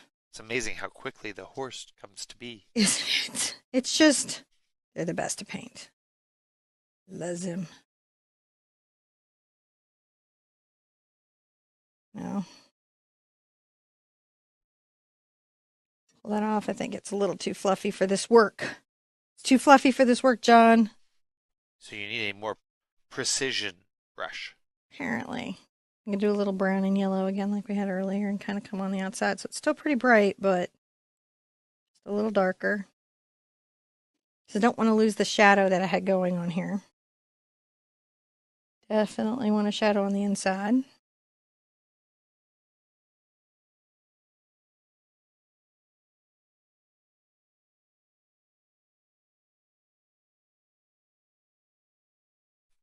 Capture the inside. And his crate, like he's got it.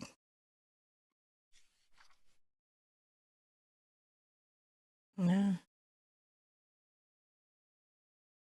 Gonna add a little shine to the hair. You love that? Yeah. You know.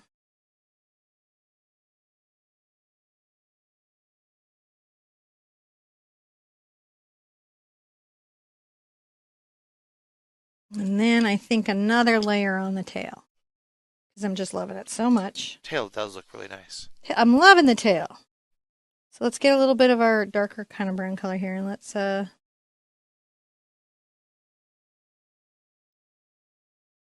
out some of our details.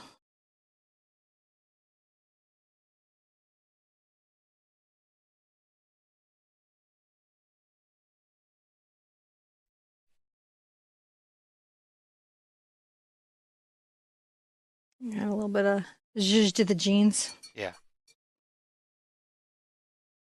I come to the outside of the shirt.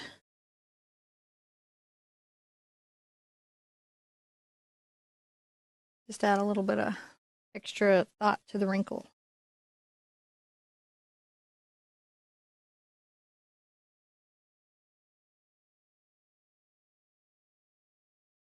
Kind of nice, isn't it? Really is. And here we go. So we're taking a little bit of the fluid white over to our light kind of at this point. You've noticed it's a Palomino. We've noticed.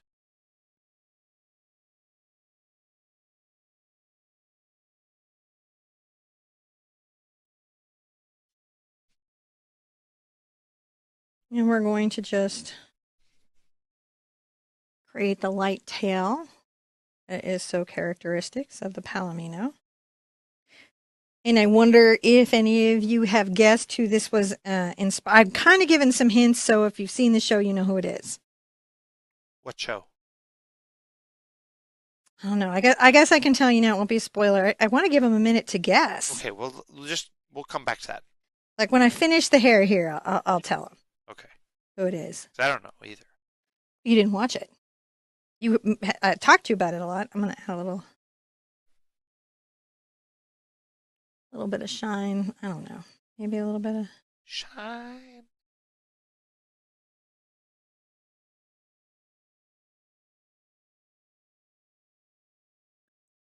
shine on the horsey. Yeah.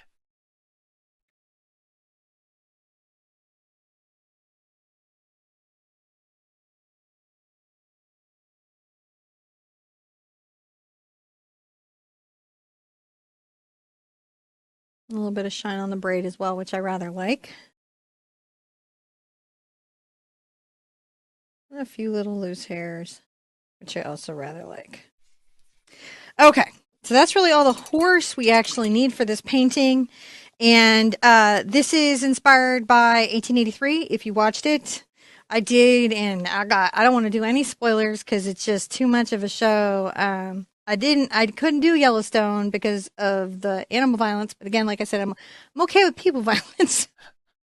And I got really sucked into the show and the character. And so there's my secret hidden cookie tribute. If you were into that show, then you would know. Okay. When we come back, we're going to add some more flowers.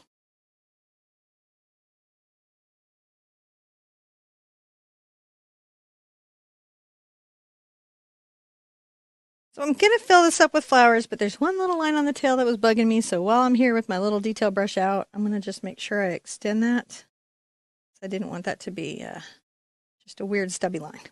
Sometimes it'll happen. I'll be like, oh, that was a very strange stubby line. Now I'm going to switch to my number 4 round and we're going to fill in with these flowers. I am going to get myself some clean water though too because I want my flowers to be brightly pink. You know, brightly pink and white and all those wonderful little colors. Yeah. Now, in the distance, right, and we'll do some of these with just a smidge of the ultramarine blue to deepen them, but mostly it's going to be just the quinacridone magenta. We can see that they're separate, that they're individual flowers. Yeah. We don't really see their details.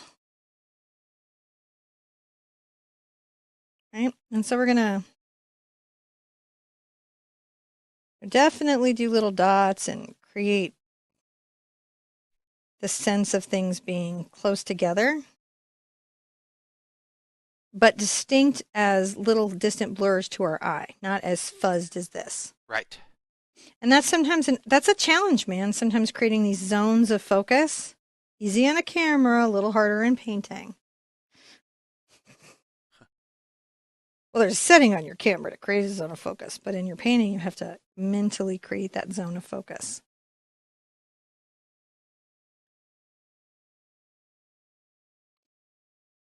You know, because we're going to have this really kind of surrounding the horse, we want to really be thoughtful about it. And you can see I'll even layer over what's going on here from what I painted before. I'm also going to get a lot of white into my mix and make some very pink ones. Okay.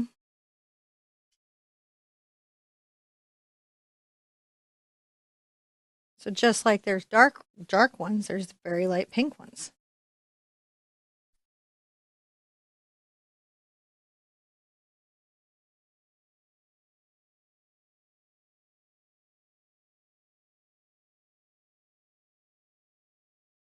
I may even pull some white over here so we have light and light. 2 light pinks. And some even lighter than others. And just kind of blend those up. Yeah. And I will put yellow centers in them, but I'll do it with like a detail brush a little later.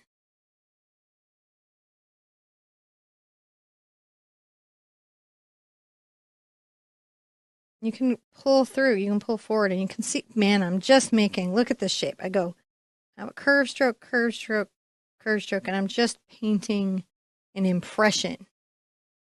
And that's hard to reconcile.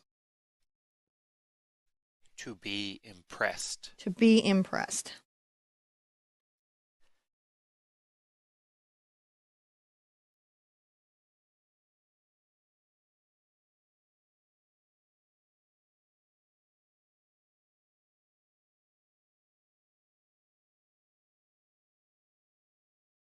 Kind of pulling them through.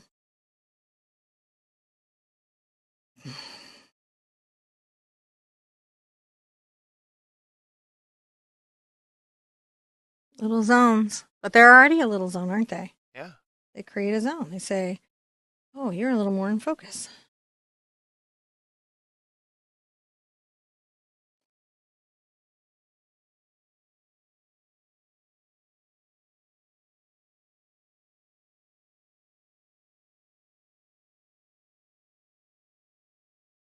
So pretty, all the pink and purple. Oh, man, I really like this painting. You know, I don't think when I got on YouTube, I imagined that I could teach a painting like this step by step. And I so love that we've created a process that lets us teach in that really fundamental microbite method, you know, so you guys can do some more challenging stuff. I love it. I do too.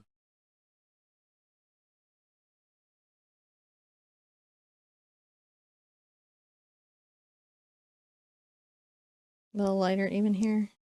Just keep playing with the values. That's what you gotta do. You play with the values. Play with them.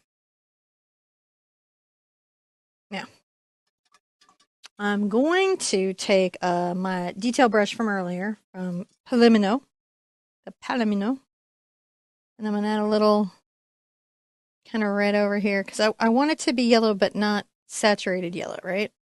So the red's going to help me. All right, so we're going to put some centers in there.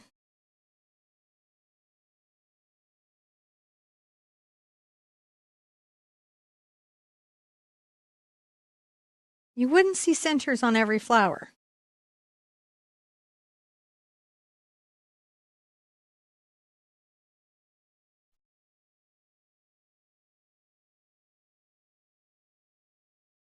But you will see them.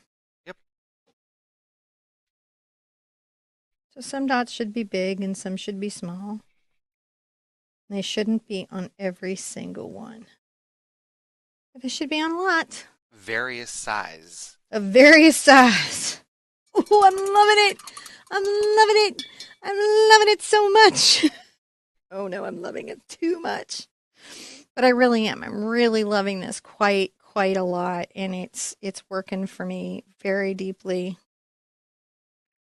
Oh my goodness, I'm going to take some of my, just wondering if my detail brush can make a little,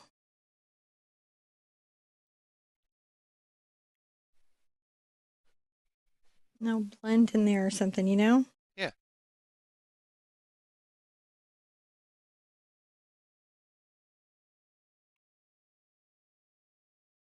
All right.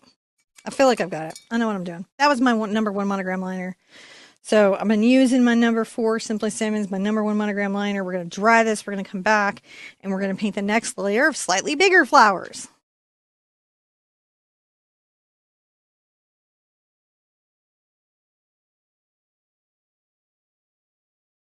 So I'm looking here and I'm thinking about framing, and I just want to do this for you just in case you didn't know. I'm going to take some of my tail color a little more continually over the, see what I'm doing? Canvas, so when the frame is in, you have good coverage all the way around the wrap. Just a weird thing you might not know to do. And I can see that's an area, if you didn't do it, you would not love the result.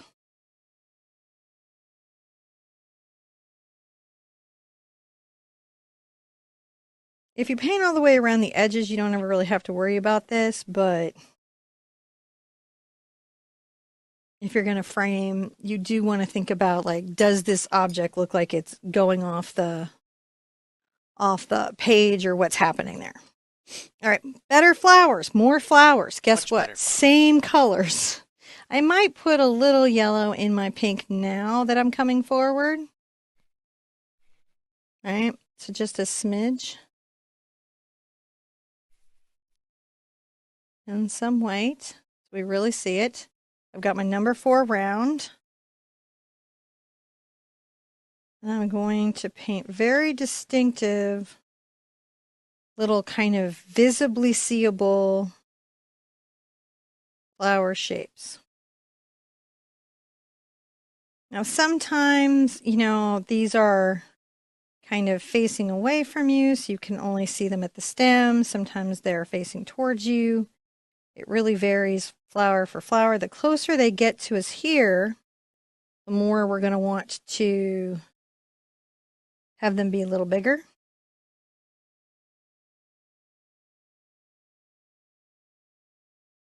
Little curved strokes, like little commas. Yeah. So the flowers are a little more detailed, not completely more detailed. The closer they are to this, they'll get a little smaller. The closer they are to us, they'll get a little bigger. I always love when I see a comment from somebody and they're like, will you paint this flower or that flower? And I know it's coming up. Because I always feel like, I understood what you needed. Yeah.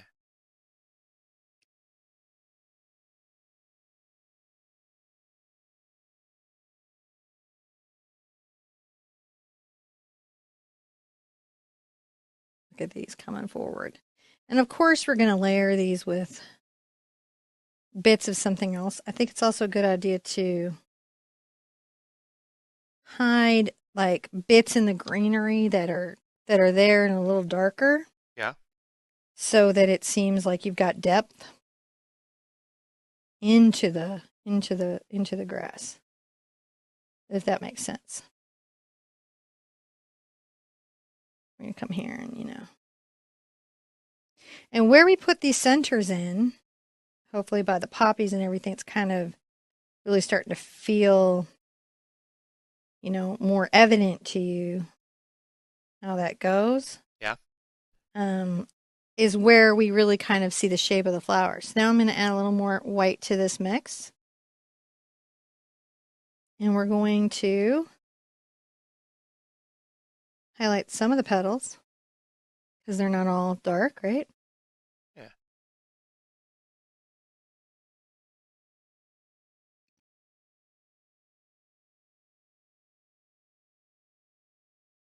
I think this is one of my favorite. I kind of wish I had painted this really large. Yeah. I might have to do one similar to this, but really, really big. Just for me.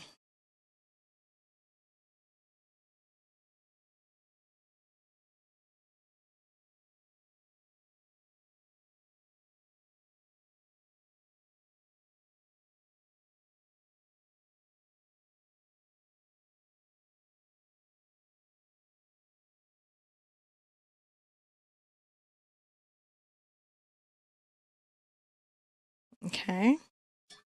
That looks pretty good, Really does. right? Those look pretty nice. They're okay. So let's call that a step because if you haven't done this type of wildflower field layering before, it could be a little challenging. Was it? Scam likely. So we're going to do this as its own step because as we go forward, if you haven't done this type of wildflower layering before, it could be a little challenging. So let's call this a step. And when we come back, we're going to put the next layer of the bright pink flowers in.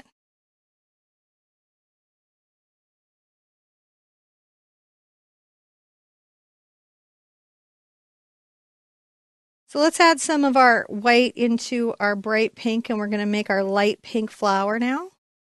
All right, so we've done our darker pink flower. Let's make our light pink. I'm really sort of loading up my brush, and it should be noticeably different in value than its dark pink friends, right? Which it is. That's good. That's how much different.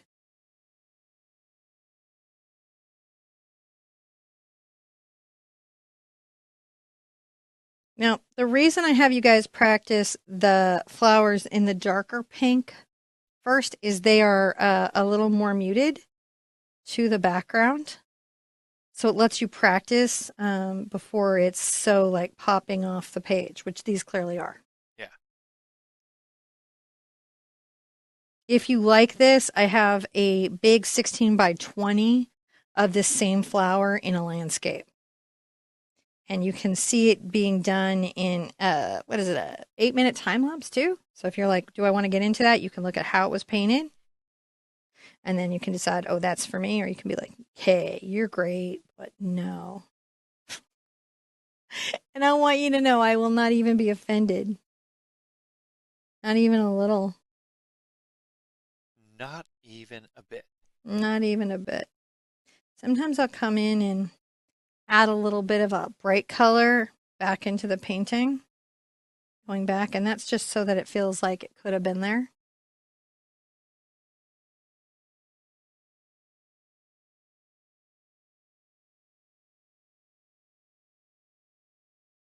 Maybe come in a little pinker at the base of this. You kind of see it a little closer. That'll be pretty later.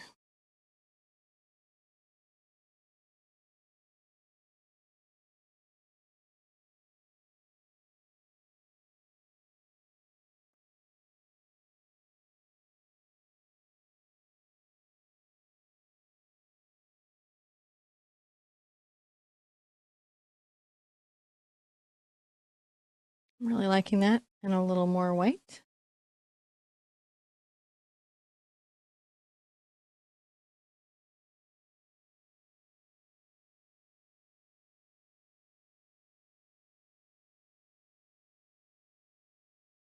Just to give the flowers, Yeah.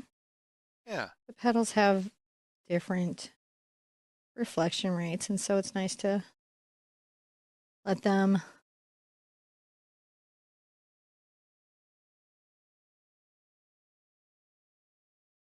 also reflect light. Okay, this is pretty good. Mm, It's hard for you to stop. it is because I know what I'm trying for.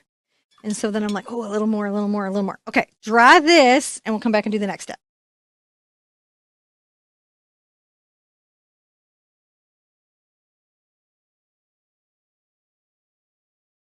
Okay, so let's do some finishing touches that help wow. Now you've got several pinks here, right? Up front. Yep.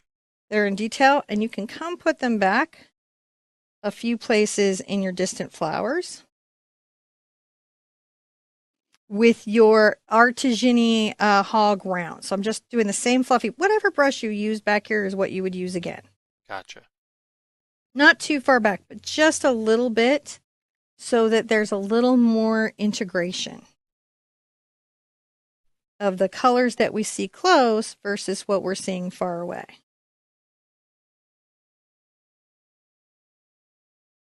A little.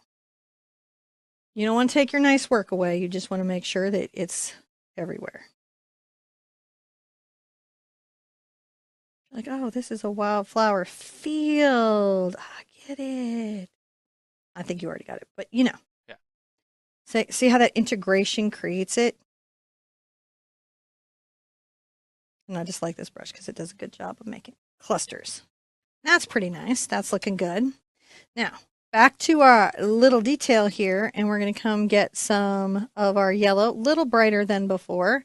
I might even grab a drop of water to thin it just a smidge. Load up.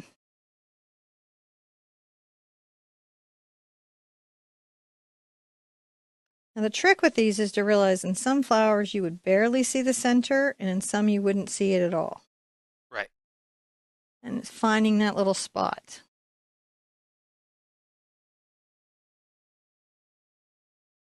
But you can see as you put that yellow in, you know what they are.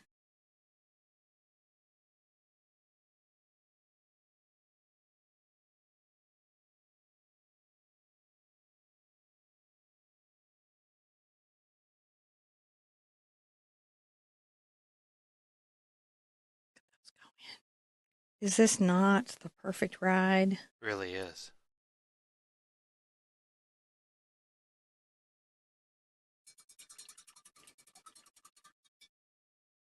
Okay, now I'm going to take my yellow, a little of my brown and green together. All right, make a little kind of a muted green.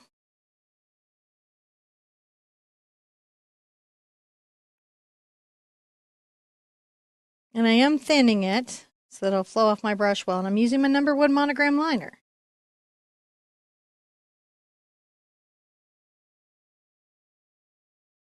I'm going to begin to paint little bits of,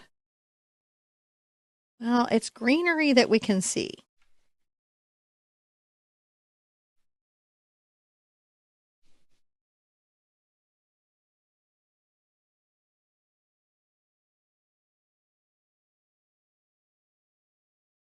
See? Little blades.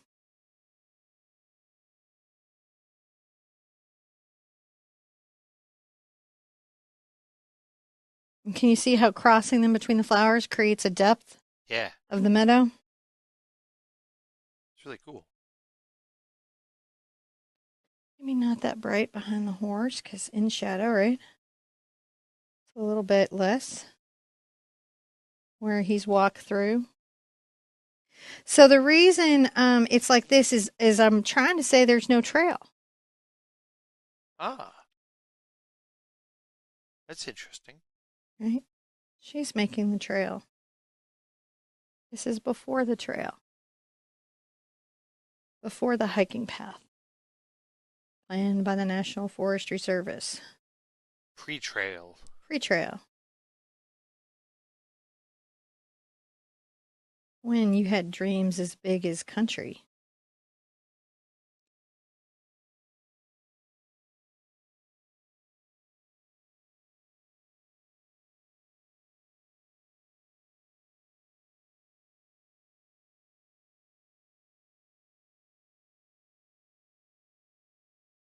There we go.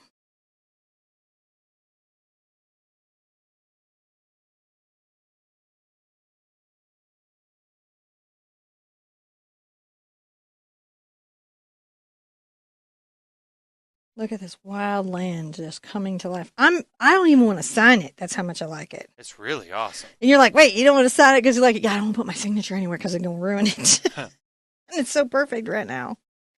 And I love it so much. You know, I do. I love it. Even around the boots and stuff. It's just, oh my goodness, I'm enjoying this so much.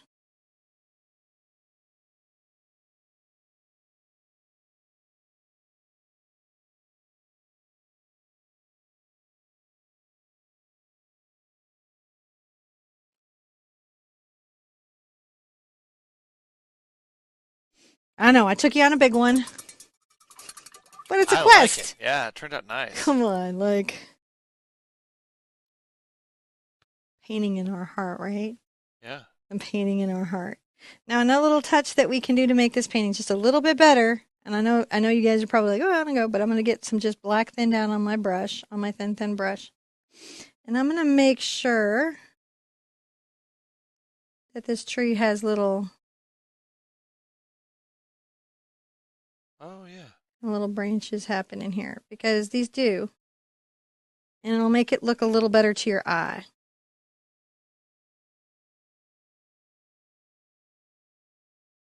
Doesn't it? Yeah, it does. Just a little bit more like a tree. That's a touch for me. You don't have to do that touch. Oh my gosh. Gosh. Gotta sign it. Guess I'll take a bunch of my yellow, green, with the light color that'll show. Yeah. Try to sign it in a way that doesn't make me go, oh no, my whole painting.